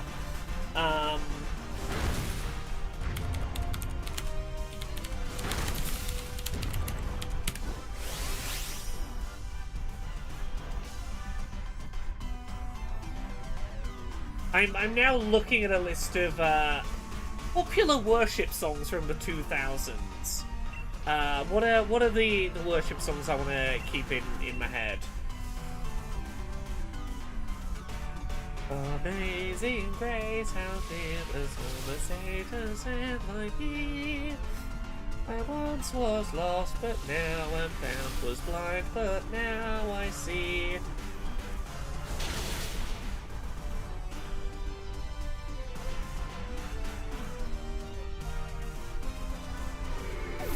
It's either that or it's songs that were from, like, bands that happened to be made up of Christian members. So, like, I heard a lot of POD, Youth of the Nation, growing up. Which is very much a song about, like, hey, the youth are fucked, but, like, maybe Jesus could help them out. Oh god, that's in my head now. Youth of the Nation. I want to look the lyrics up for this because I imagine this song is way more bigoted than I remember it being, or way more just like not woke.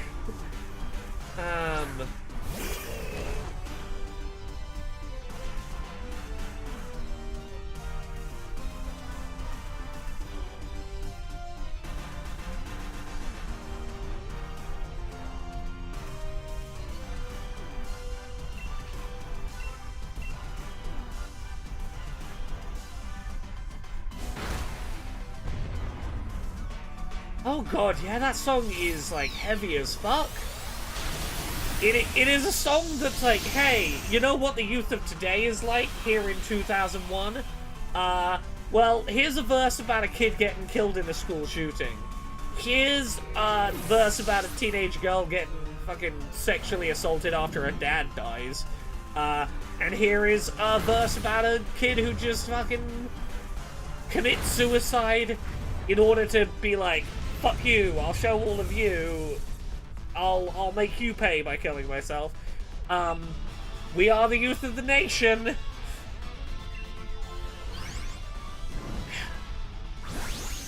Right, there's Christian youth music is weird. I've talked previously about Emery and their song is it Listening to Freddie Mercury? It might be Listening to Freddie Mercury. That has a breakdown in it that compares domestic abuse and no longer praying as being equally sinful acts.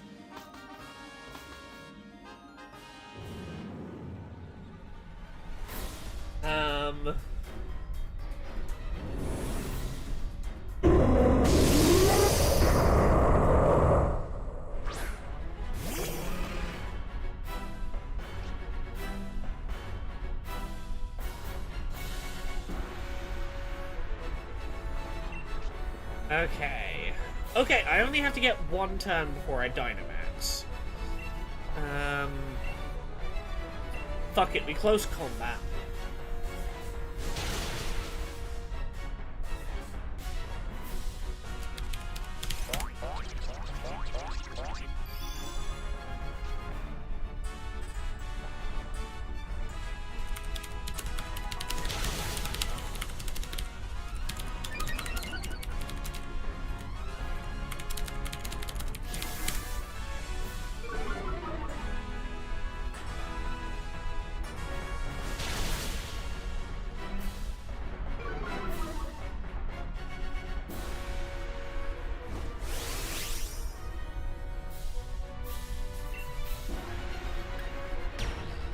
Okay.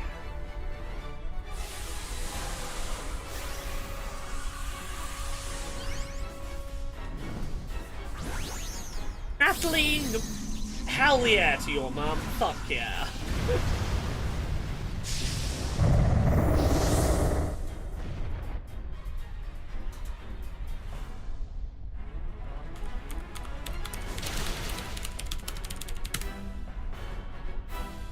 Oh, I'm now going down the rabbit hole of popular Christian bands and being reminded of fucking Skillet.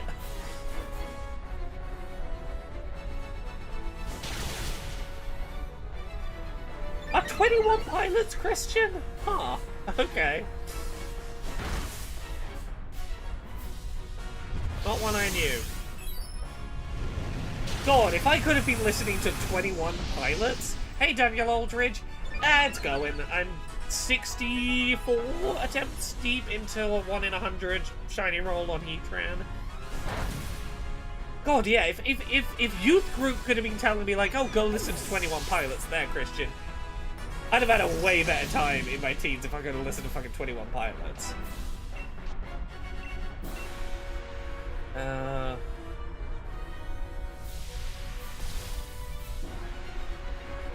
Terra, this is the other problem. Actually, let's just see if I survive long enough to say this.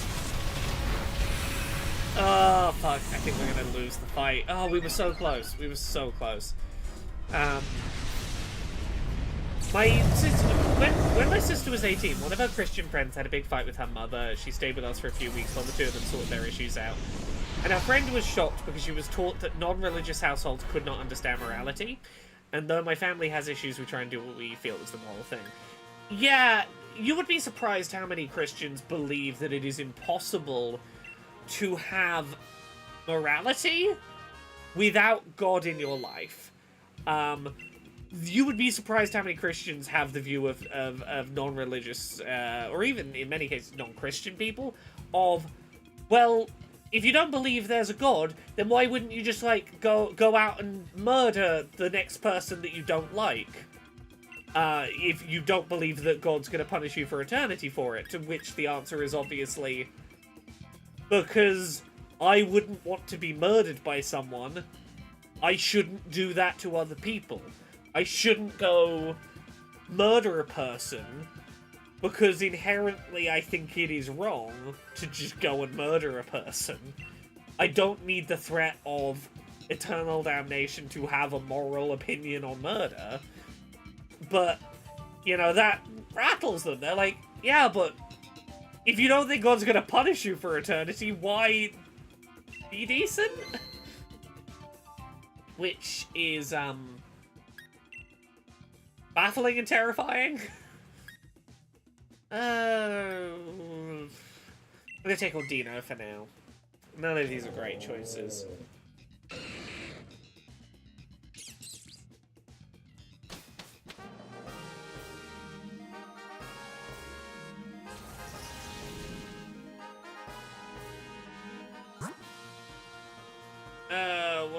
What's my route? I want ground type, so I'm realistically gonna have to go left route because there's no water types.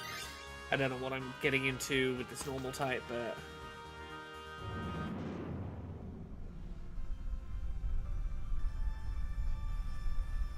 yeah, because the thing you turn it around is you ask, like, so in a world where you knew for a fact, if you were to know for a fact tomorrow that God wasn't real, would you go do those terrible things? If not for an omniscient observer, would you just go do those things? Yeah, Terra says, my philosophical view is if the only reason you are being good is to avoid punishment, you're not really being good. Yeah, like,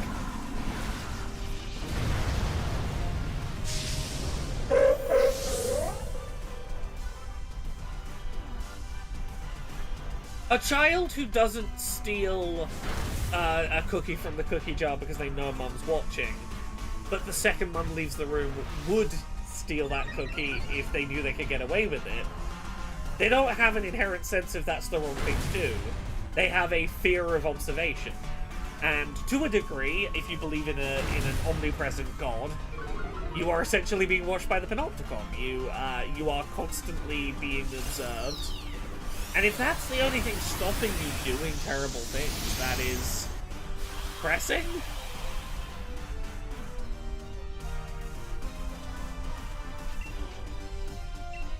Yeah, let's continue screwing this up.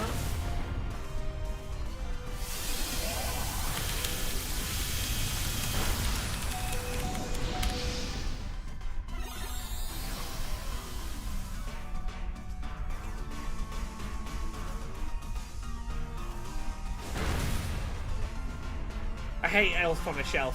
Yeah, don't teach children at a young age to...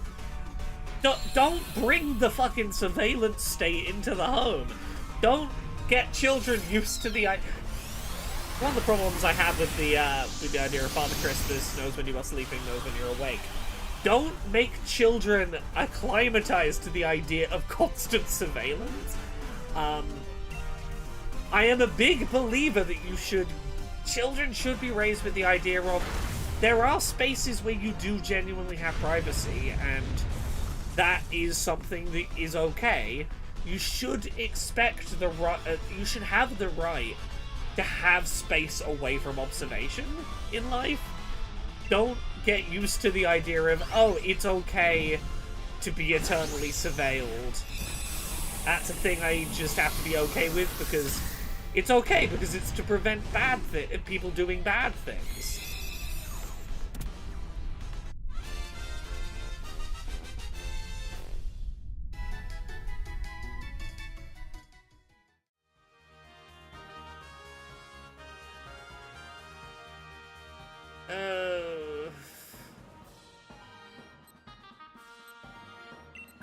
Yeah, okay.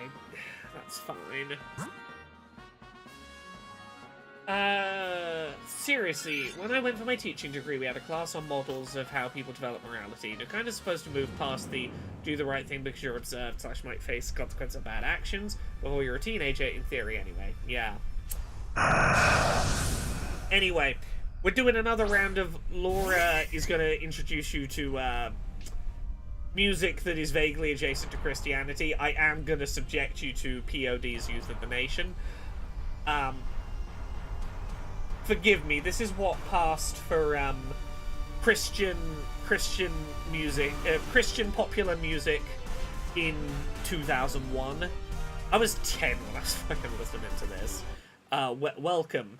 This is another song I am about to know all the fucking words. Tyler Salenko says the previous song was a banger even if the lyrics were questionable. I think Cristobal's Spanish Train is a bop. This, I'm pretty sure I'm going to know every word of it as we go through it. What that says, we'll see.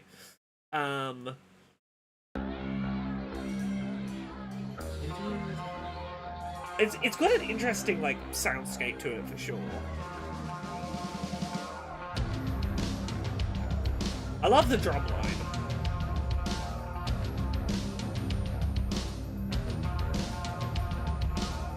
Last day of the rest of my life, I wish I would have known cause I didn't kiss my mama goodbye. I didn't tell her that I loved her, how much I can. I thank my pops for all the talks and all the wisdom he shared. Unaware, I just did what I always do. Every day the same routine before I escaped to school. But who knew that this day wasn't like the rest? Instead of taking a test, I took two to the chest. Call me blind, but I didn't see it coming. Everybody was running, but I couldn't hear nothing except gun blast. It happened so fast, I didn't really know this kid, though I survived the class. Maybe this kid was reaching out for love, or maybe for a moment he forgot who he was, or maybe this kid just wanted to be hugged. Whatever it was, I know it's because we are. It is very 2001, right? Right? Judgments about this song and its lyrical content aside, I can see why it burrowed its way into my brain, and I want to... Look, it's bad, but in that same way that listening to Freddie Mercury by Emery is bad, it's still kind of a bop, and I do want to allow myself a moment to indulge it. Youth of the nation, we are. Youth of the nation. Little Susie, she was only 12. She was given the world with every chance to excel. Hang with the boys and hear the stories they tell. She might have had kind of pride, but no respect for herself. Also, that's just a running theme in Christian, like, pop music of the 2000s was, male singers being real misogynist about teenage girls. It was real popular. Like, that's such a fucking judgmental line. No respect for herself in the context of a song that is about, like, a verse that is about to be about this girl, like, getting taken advantage of. Describing her as having no respect for herself is, like, a real fucking Christian modesty judgment that's, pretty gross. Anyway.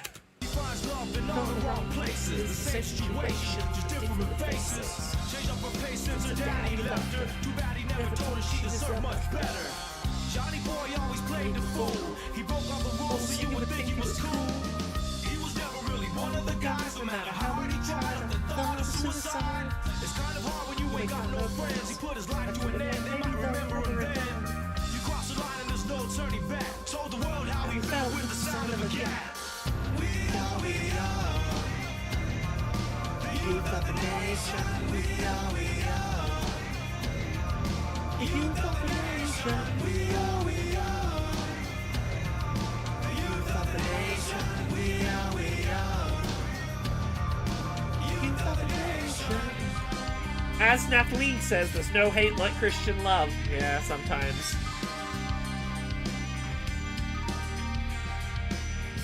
Rule Spider says, ironically, this is one of those where I never really paid attention to the lyrics, and now that I do. Yeah, it wasn't until a couple of years ago I really gave this song a listen and went, fucking hell.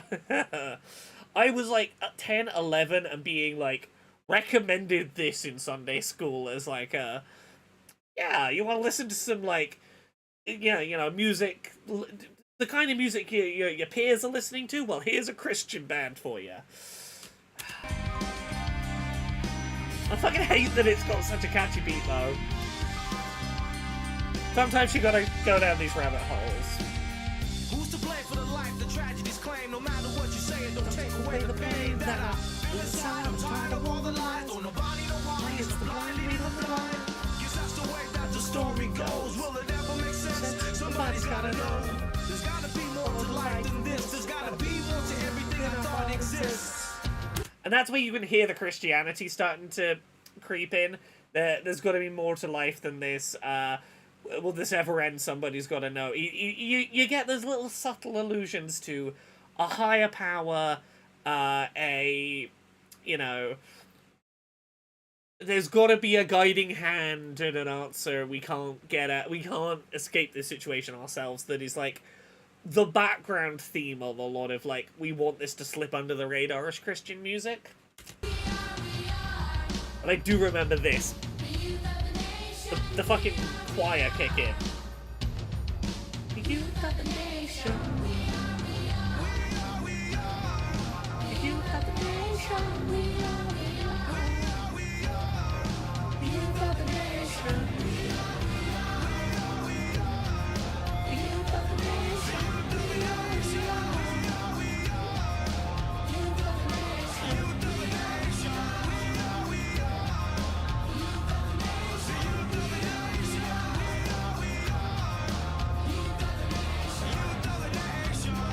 You can leave that there. That's very 2001.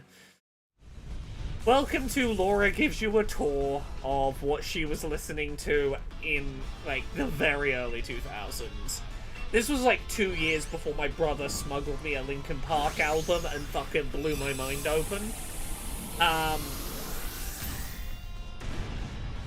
Like, 2 years after this, my non-Christian stepbrother, on a family holiday in Switzerland, the rental car we were in, me and him had to sit in the back pair of seats together.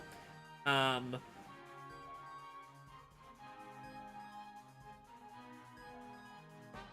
gonna take the fucking Swampert. The Swampert's gonna be great.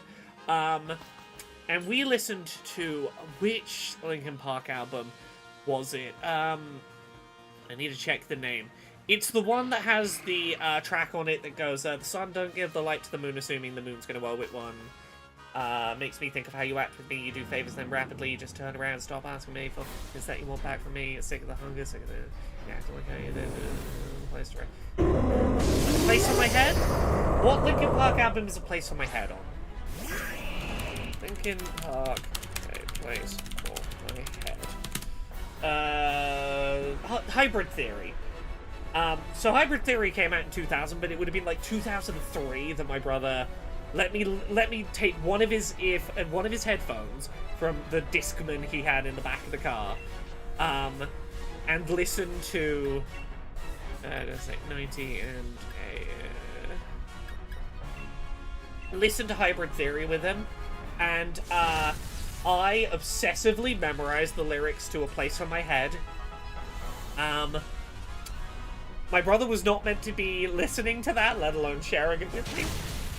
And I quietly memorized all the lyrics to A Place in My Head in the back of the car. And it forever broke my ability to listen to Christian music. I was like, oh, I gotta listen to the real shit now.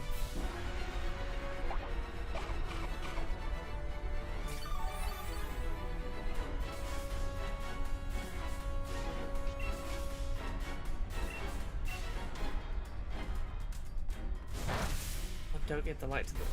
I remember just being in the back of that car going, the sun don't give the light to the moon, assuming the moon's gonna well with one. Makes me think of how you act with me. You do favors them rapidly. You just turn around and start asking me for things that you want back from me. I'm sick of the tension, sick of the hunger, sick of you acting like I owe you this. Find another place to feed your grief while I find another place to rest. I mean, like, look at me. I learned the words to a non-Christian song. Chester Bennington is your introduction to non-Christian metal. That's one way to enter metal music. Yeah. Because, like, that album is full of bangs. Like, Hybrid Theory, which ones are on there? Hybrid. That album has... Let's have a look at the track list.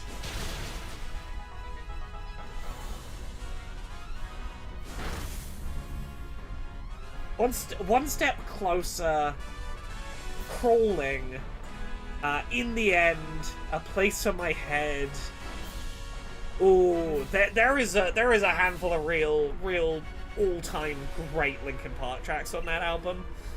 But yeah, you know what? Fuck it, we're going for A Place for My Head. It's not my favorite Linkin Park song, but it is maybe the Linkin Park song I have the most personal nostalgia for. A Place for My Head.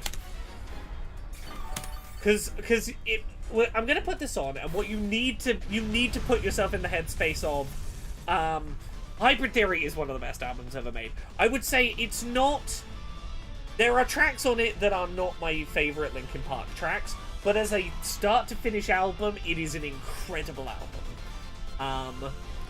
Like, as a consistent work, I think it's amazing, and I think it has some real high peaks. But yes, I'm gonna put this song on in a second when we start the next run of trying to find this shiny Heatran.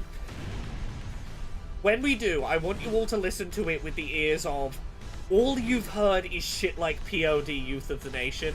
Kind of misogynist, kind of shitty, early 2000s Christian new rock. And then A Place for My Head gets introduced to you. And it's not the first track on the album. I don't know why it's the one... I think it was the first one played for me. It's definitely the one that I remember hearing first. Okay, no shiny Heatran yet, that's fine. It was a hell of a way to jump into secular music. Or secular, angry youth music. Okay, let's go for Heatran. Let's go for it. A Place on My Head. And gonna put this down while I very quickly I gotta find my Pokemon. Let's go for Toxicity in the hopes we can use it to get an easy kill on a water type to take to the fight. But yeah, this is like, I'm gonna say 13-year-old little Christian Laura. In the back, like, it's like 1 in the morning and we're driving through the Swiss Alps on a dark road trying to find a hotel we were meant to be staying in, and I'm handed one really shitty earbud to put in one of my ears, and this is what I hear. It's such an inviting fucking intro.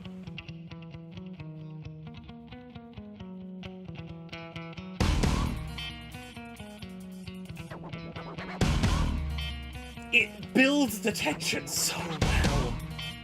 I'm like, oh, what are you introducing me to? I watch how the moon sits in the sky on a dark night, shining with the light from the sun. The sun doesn't give the light to the moon, assuming the moon's gonna always win. It makes me think of how you act for me. You do favors then rapidly. You just turn around and start asking me about things that you want back from me. I'm sick of the tension, sick of the hunger, sick of you acting like I owe you this. Find another place to feed your greed while I find a place to rest. I wanna be in another place. I hate when you say you don't understand.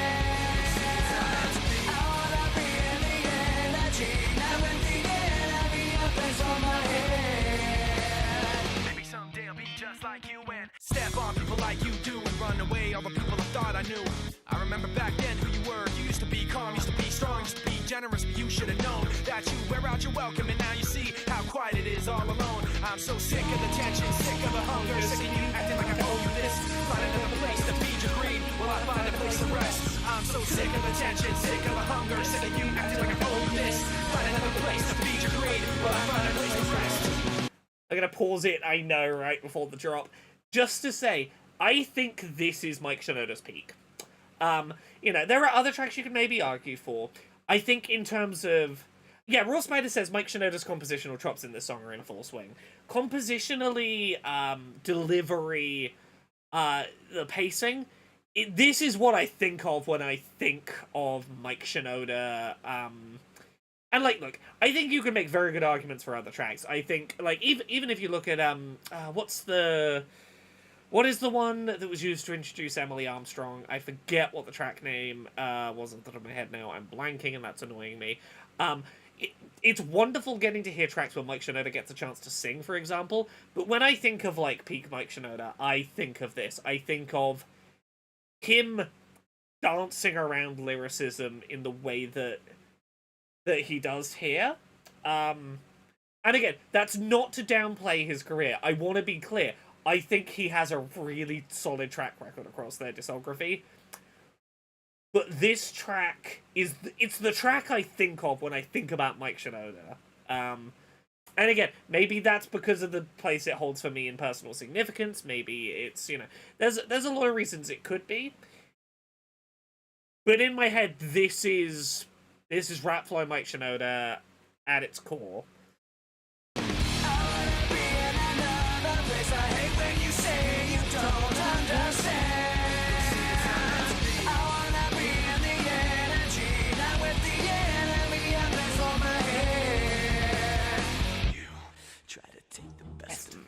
Go away, you try to take the best of me.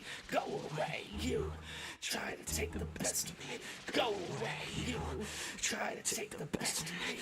Go away, you try to take the best of me. Go away, you try to take the best of me. Go away, you try to take the best of me. Go away, you try to take the best of me. Go away. I wanna be in another place. I hate when you say you don't understand. I wanna be in the energy, not with the enemy. I place for my head.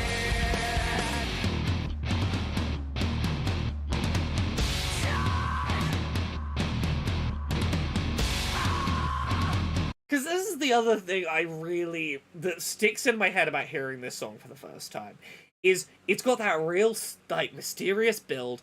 Shinoda comes in with this, like, lyrically complex rap. And you get, like, little teases of, what, why am I so bad at names today? Chester Bennington can do through this, but I love that they really hold off shouty, screamy Chester, as long as they do in this track. Because it dips right down, it's like, trying to get the best of me, go away, into proper animalistic scream Chester. And there is very little that compares to, like, this whole... like, the use of the breakdown. I am so sick of the tension, sick of the hunger, sick of you acting like I owe you this. find a place to rest. I'm so sick of attention, sick of the hunger, sick of you acting like I owe you this. Find a place to feed your greed, will I find a place to rest?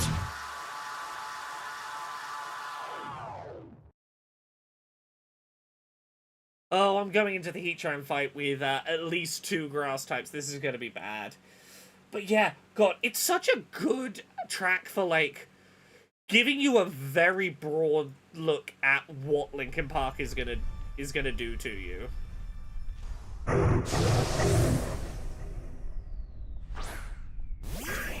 Like, I still think of this in examples of, like, really killer breakdowns. Gotta take the best of me. Go away. I really need to time this so I start the Heatran fight with me having the Dynamax. So I need to not take Dynamax when it's offered here, and try and have the fight go long enough that I get to go into Dynamax, but I don't. Ooh. Okay. How many turns do I need to stall out for me to enter the next fight with Dynamax? Okay, gonna have to be like 3 turns. Your bro really knew what he was doing when he picked that as the first song to play you, to be honest. Honestly, yeah. Like, I didn't 1,000,000% vibe with my brother's taste in music. He was a lot more into EDM than, like, it would take me a couple of decades to, you know, find an interest in the right kinds of EDM. He was very into very white boy rap. Like, he was very into Eminem. Stan played on fucking loop in his room for a while. Like, he was that kind of white boy rap fan. But, like, Linkin Park was the place we connected. And very specifically, you know what it was? So, trip to Switzerland, starting with fucking Place on My Head, and Hybrid Theory. One of the few like proper bonding experiences I remember having with my brother growing up, like at home, was what's the fucking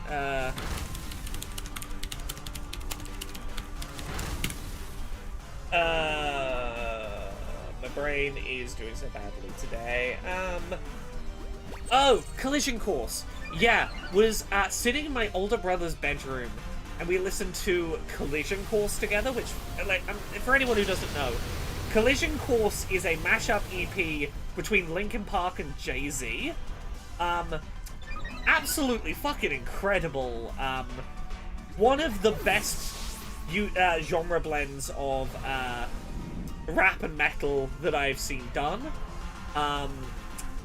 It was a real special thing to exist, and that was maybe the time I remember really going, oh, I can see the point of our intersections where, like, even if Jay-Z is not an artist that at the time I really would have listened to, the Linkin Park crossover was enough to get me going, oh, I see the lyricism of what this man is doing, and can understand why you're so into him.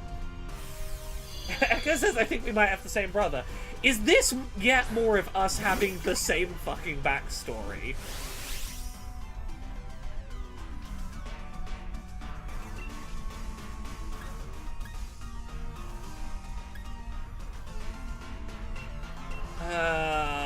It's come back around to me, so I'm gonna have to... Let me find, what's the one I want to do? I want to throw out a track from that, for anyone who's not heard. Linkin Park, Jay-Z... it's probably... Points of Authority, 99 Problems, One Step Closer is maybe the one to do. It mashes up... It mashes up One Step Closer with a Jay-Z track that, if you don't know Points of Authority, is about unlawful police stops of black men. There is a really fucking great performance of that track. Let me find the live Points of Authority One Step Closer. Okay, this is where my brother got me to. I'm gonna say maybe like 14 here. Got me to go. This is where I was like, oh, I should stop and listen to some rap lyricism rather than just going, I don't hear this on the radio, therefore I associate it as music I don't listen to. Which I think is a lot of the reason a lot of white people don't listen to a lot of certain genres.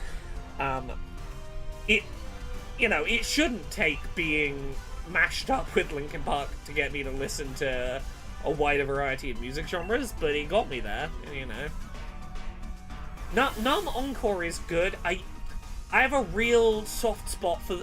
The reason I like the Points of Authority one is I really like how they get Mike Shinoda to play half of the role in Points of Authority to essentially be the white racist cop in the narrative. We can do Numb Encore. Give me a sec. Let me get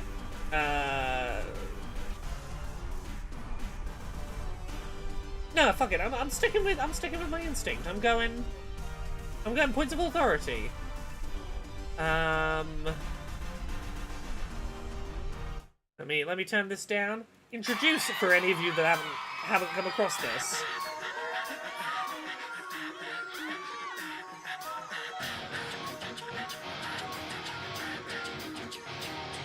If you having girl problems, I feel bad for you, son. I got 99 problems, but a bitch ain't one. Come on.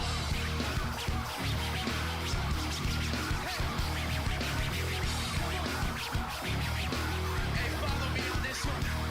He's got the rap patrol on the gap patrol. Foes who want to make sure his cask is closed. That's right. Rap critics who say he's money cash holes. He's from the hood, stupid, with type of facts and O's. Like, I think the thing I love about this is that Jay-Z is willing to give as much of the rap section in this track as he is to Mike Shinoda. For a track that is as explicitly about, like, racial experiences in America as it is, the willingness that Jay-Z has to find the parts that are appropriate and to give Mike Shinoda some space in this track, I have always really loved. And it's very clear where that line stops and where it goes. These portions are very much about a lived experience that is not yours, Mike, or is not so much yours at the very least. We're gonna hand back to Jay-Z. It is an interesting, yeah.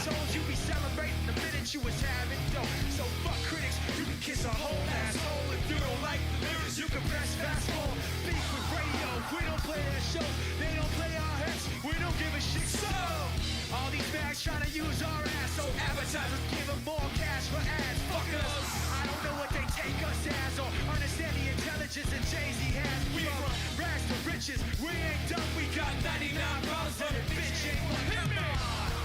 Let's hear it. 99 problems. The 99 Problems bit, honestly, not so much to me, but it's when we get into Points of Authority that I'm like, oh. Trunk is wrong. In the rear view mirror is the motherfucking law. Got two choices, y'all. Pull over the car, bounce on the double, put the pedal to the floor.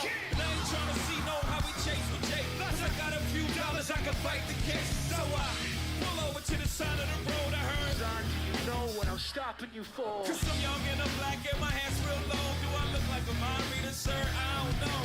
Am I under arrest or shit? I guess some more. Well, you was doing 55 and a 54. License and registration, just step out of the car. You carrying a weapon on, you know a lot of you are. I ain't stepping out of shit, all my papers legit. Well, do you mind if I look around the car a little bit? The glove compartment is locked, so with the trunk in the back. And I know my rights, so you gonna need a warrant for that. Aren't you sharp as a tack? You some type of lawyer, somebody important to some time. I ain't past the bar. I know a little bit enough that you won't illegally search my shit. See how smart you are when the canines come. I got 99 problems, but a bitch ain't one. Hit me. Yep, 99 problems, but a bitch ain't one. If you having girl problems, I feel bad for you, son. I got 99 problems, and a bitch ain't one. Hit me. Yes. 99 problems, but a bitch ain't one. If you having girl problems, I feel bad for you, son. I got 99 problems, and a bitch ain't one. Brad Delson. Now, my favorite thing about the live performance of this, that there is a DVD of, is watching Jay-Z's face when Chester Bennington kicks into the shut up screams. For anyone who knows this track already. Because it's clear that, like, at least some of the recording was done separately from each other. Because there is the recorded live performance. There are some beautiful facial expressions when the screams kick off in person. Now once upon a time, not too long ago, a nigga like myself had a strong arm, a hoe. This is not a hoe in the sense of having a pussy, but a pussy having a goddamn sense. Try to push me, try to ignore him, talk to the Lord and pray for him. Some fools just love to perform. You know the type, loud as a motorbike, who ain't bust a grape in a fruit ripe. Only thing that's gonna happen is I'ma get the clapping in. He and his boys gonna be yapping to the captain. There I go, trapped in a Kit Kat again. Back through the system with the riff-raff again. Beans on the floor, scratching again. Paparazzi with they camera snapping them. DA try to give a nigga shaft again. Half a meal for Bell cause I'm African. All because this fool was harassing them. Try to play the boy like he's saccharine. But ain't nothing sweet while I hold my gun. I got 99 problems that a bitch ain't one. 99 problems that a bitch ain't one. If you having girl problems, I'll feel bad for you, son. I got 99 problems that a bitch ain't one. 99 problems but a bitch ain't one. If you having girl problems, I'll feel bad for you, son. I got 99 problems and a bitch ain't one. Ladies and gentlemen, we just want to say thank you guys. People for talk about sticking around concerts that, like, if you could time travel, what concert would you want to go to? This is one I could see myself going to if I had time travel. Hey, y'all right out there? Now we hope you guys know the words to the next part. All you gotta say are the words "shut up," all right? And you guys follow Chester on this. You ready? This side, you ready? This side, you ready? Let's go.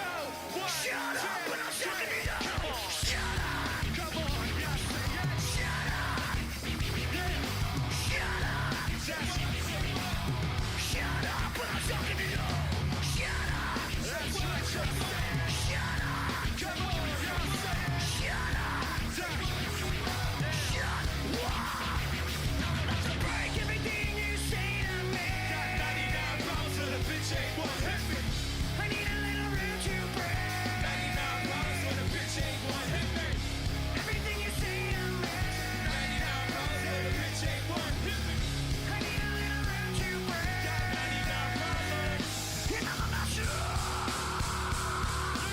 break. Yeah, that is one of those concerts or tours that, I don't think there is anything that quite replicates. It is, that is a run of shows that must have been a hell of a thing to see. But yeah, there you go. There is a tour down that Laura getting introduced to music genres. And like, prior to that, like, the closest I'd listened to non-Christian music was, like, Enrique Iglesias' track Hero, or Darren Hayes' Strange Relationship, like, stuff like that. Okay, we got Clefairy. God, what year would Hero have been?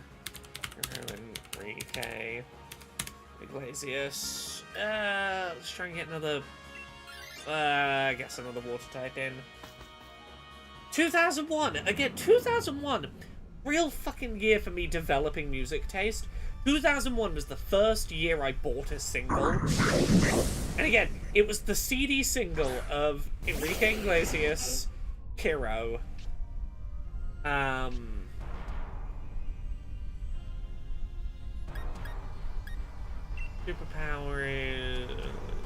and stats... Let's try and do this quick. Yeah.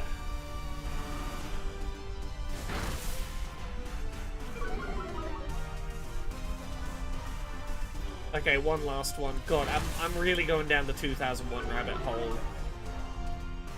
This was real. This song is the first time that I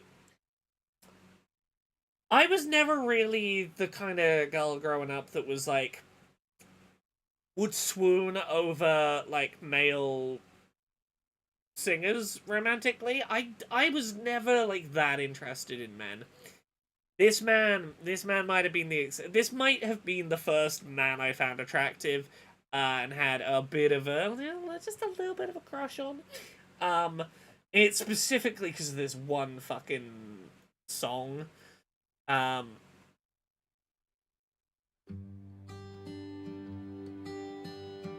me be your hero. This one Spanish man singing his little love song. Would you dance if I asked you to dance? Would you run and never look back? Would you cry if you saw me crying? Would you save my soul tonight? Would you tremble if I touched your lips? Would you laugh? Oh, please tell me this.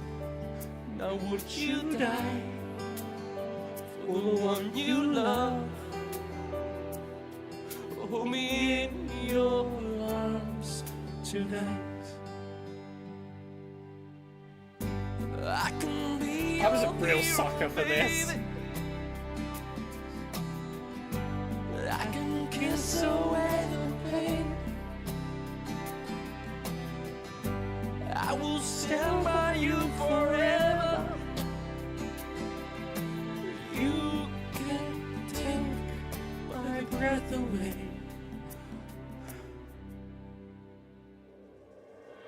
Would you swear that you'll always be mine? Would you lie? Would you run and hide?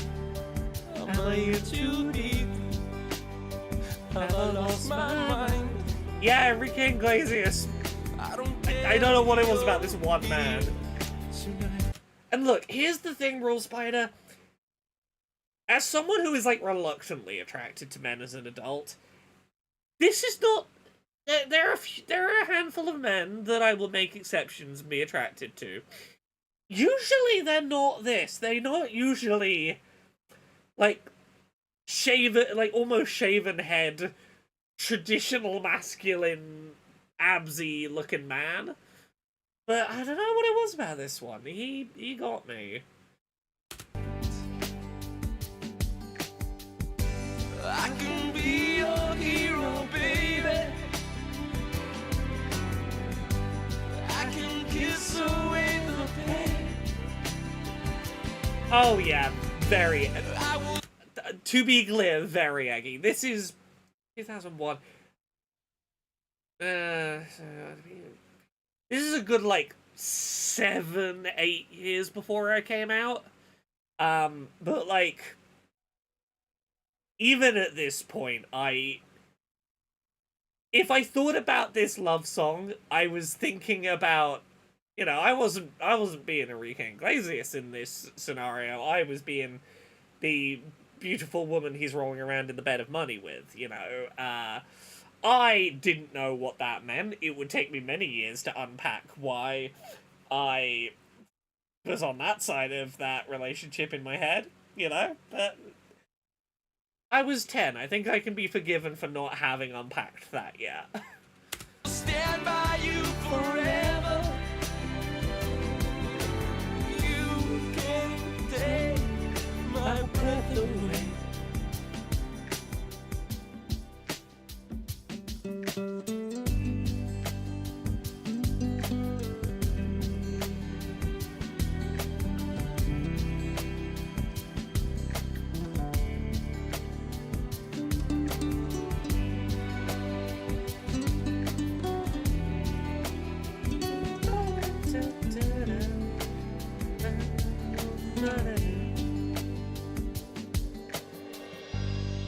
Oh, what have I missed from Roll Spider?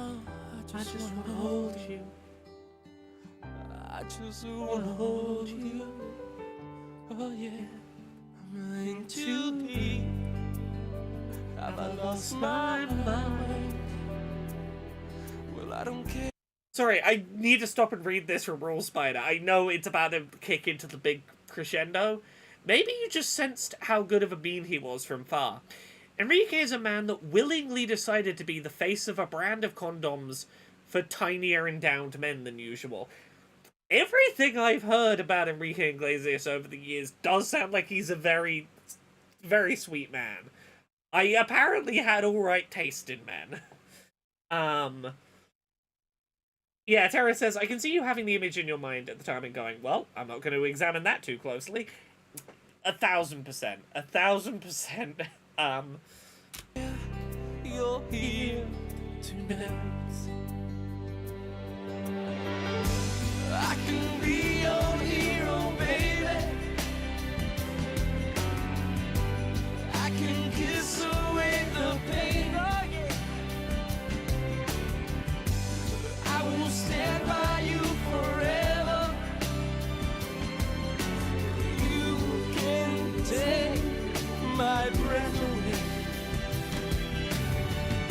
And I can be your hero. I can kiss away the pain. And I will stand by you forever. You can take my breath away. You can take my breath away. I can be your hero.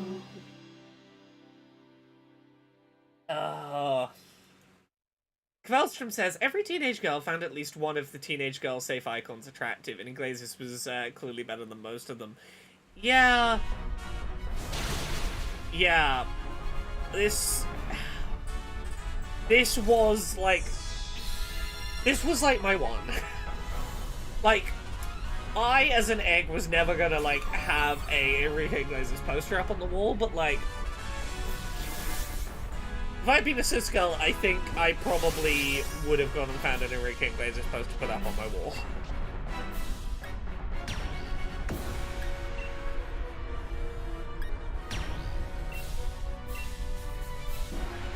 Oh, Baz Luhrmann's Romeo and Juliet.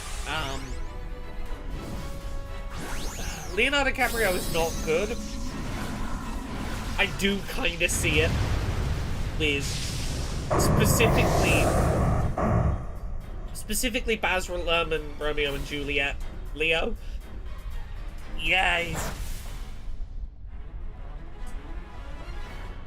now that you mention it, yeah.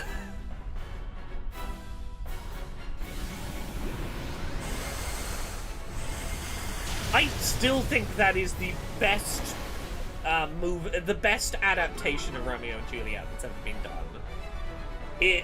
Its adherence to the text of the narrative, like the traditional text of the narrative, in a context that helps make the content easier to digest for an audience that might not be familiar with the language. Superb. It is a modern setting context so that young people will go, oh, that's what they mean by that, with the context clues in a way that is very engaging. It's the Hollywood adaptation that keeps closest to the original text despite being the hugely different setting. Yeah, it's like the fact that one of the closest adaptations you will find out there of the original text of A Christmas Carol is weirdly A Muppet Christmas Carol. A Muppet Christmas Carol is very referential of the original text material. A lot of the dialogue is ripped straight out of the original Dickens. And like, despite the Muppets of it all, it is played very straight-faced in that Michael Caine refused to not treat it like a serious performance. Like Michael Caine's performance in The Muppets Christmas Carol, one of the best performances of his career, he does not allow the fact he is acting opposite puppets to stop him treating it like a proper, serious Shakespearean production. Like, even Gonzo is frequently just quoting the source material in that adaptation. Okay, we lost there.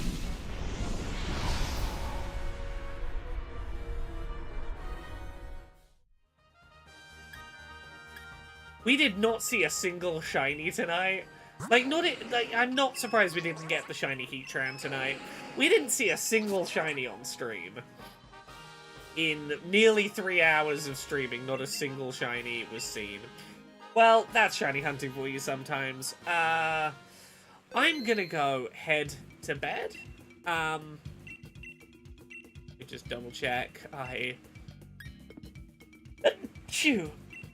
Yeah, I'm gonna leave this here for tonight. I might be back to Silksong on Friday. It might be Yakuza 0 again. It might be a little more shiny hunting in Pokemon. It depends entirely on how, the game goes. Also, reminder, I have over 1,000 hours in Pokemon Sword, and I've had that for a long time. Yeah, I'll be back on Friday with another stream. We'll see where I'm at with my various hyperfixations by then. Have a good rest of your day, everyone. Oh, and Friday, I'll be back. I'll be streaming the Nintendo Direct. I'll be live probably half an hour or so early to do predictions bingo. Yeah, it's not at Regieleki points yet, exactly. I'm not just resetting the same spawn. I'm at least fighting stuff, I suppose. Have a good night, everyone.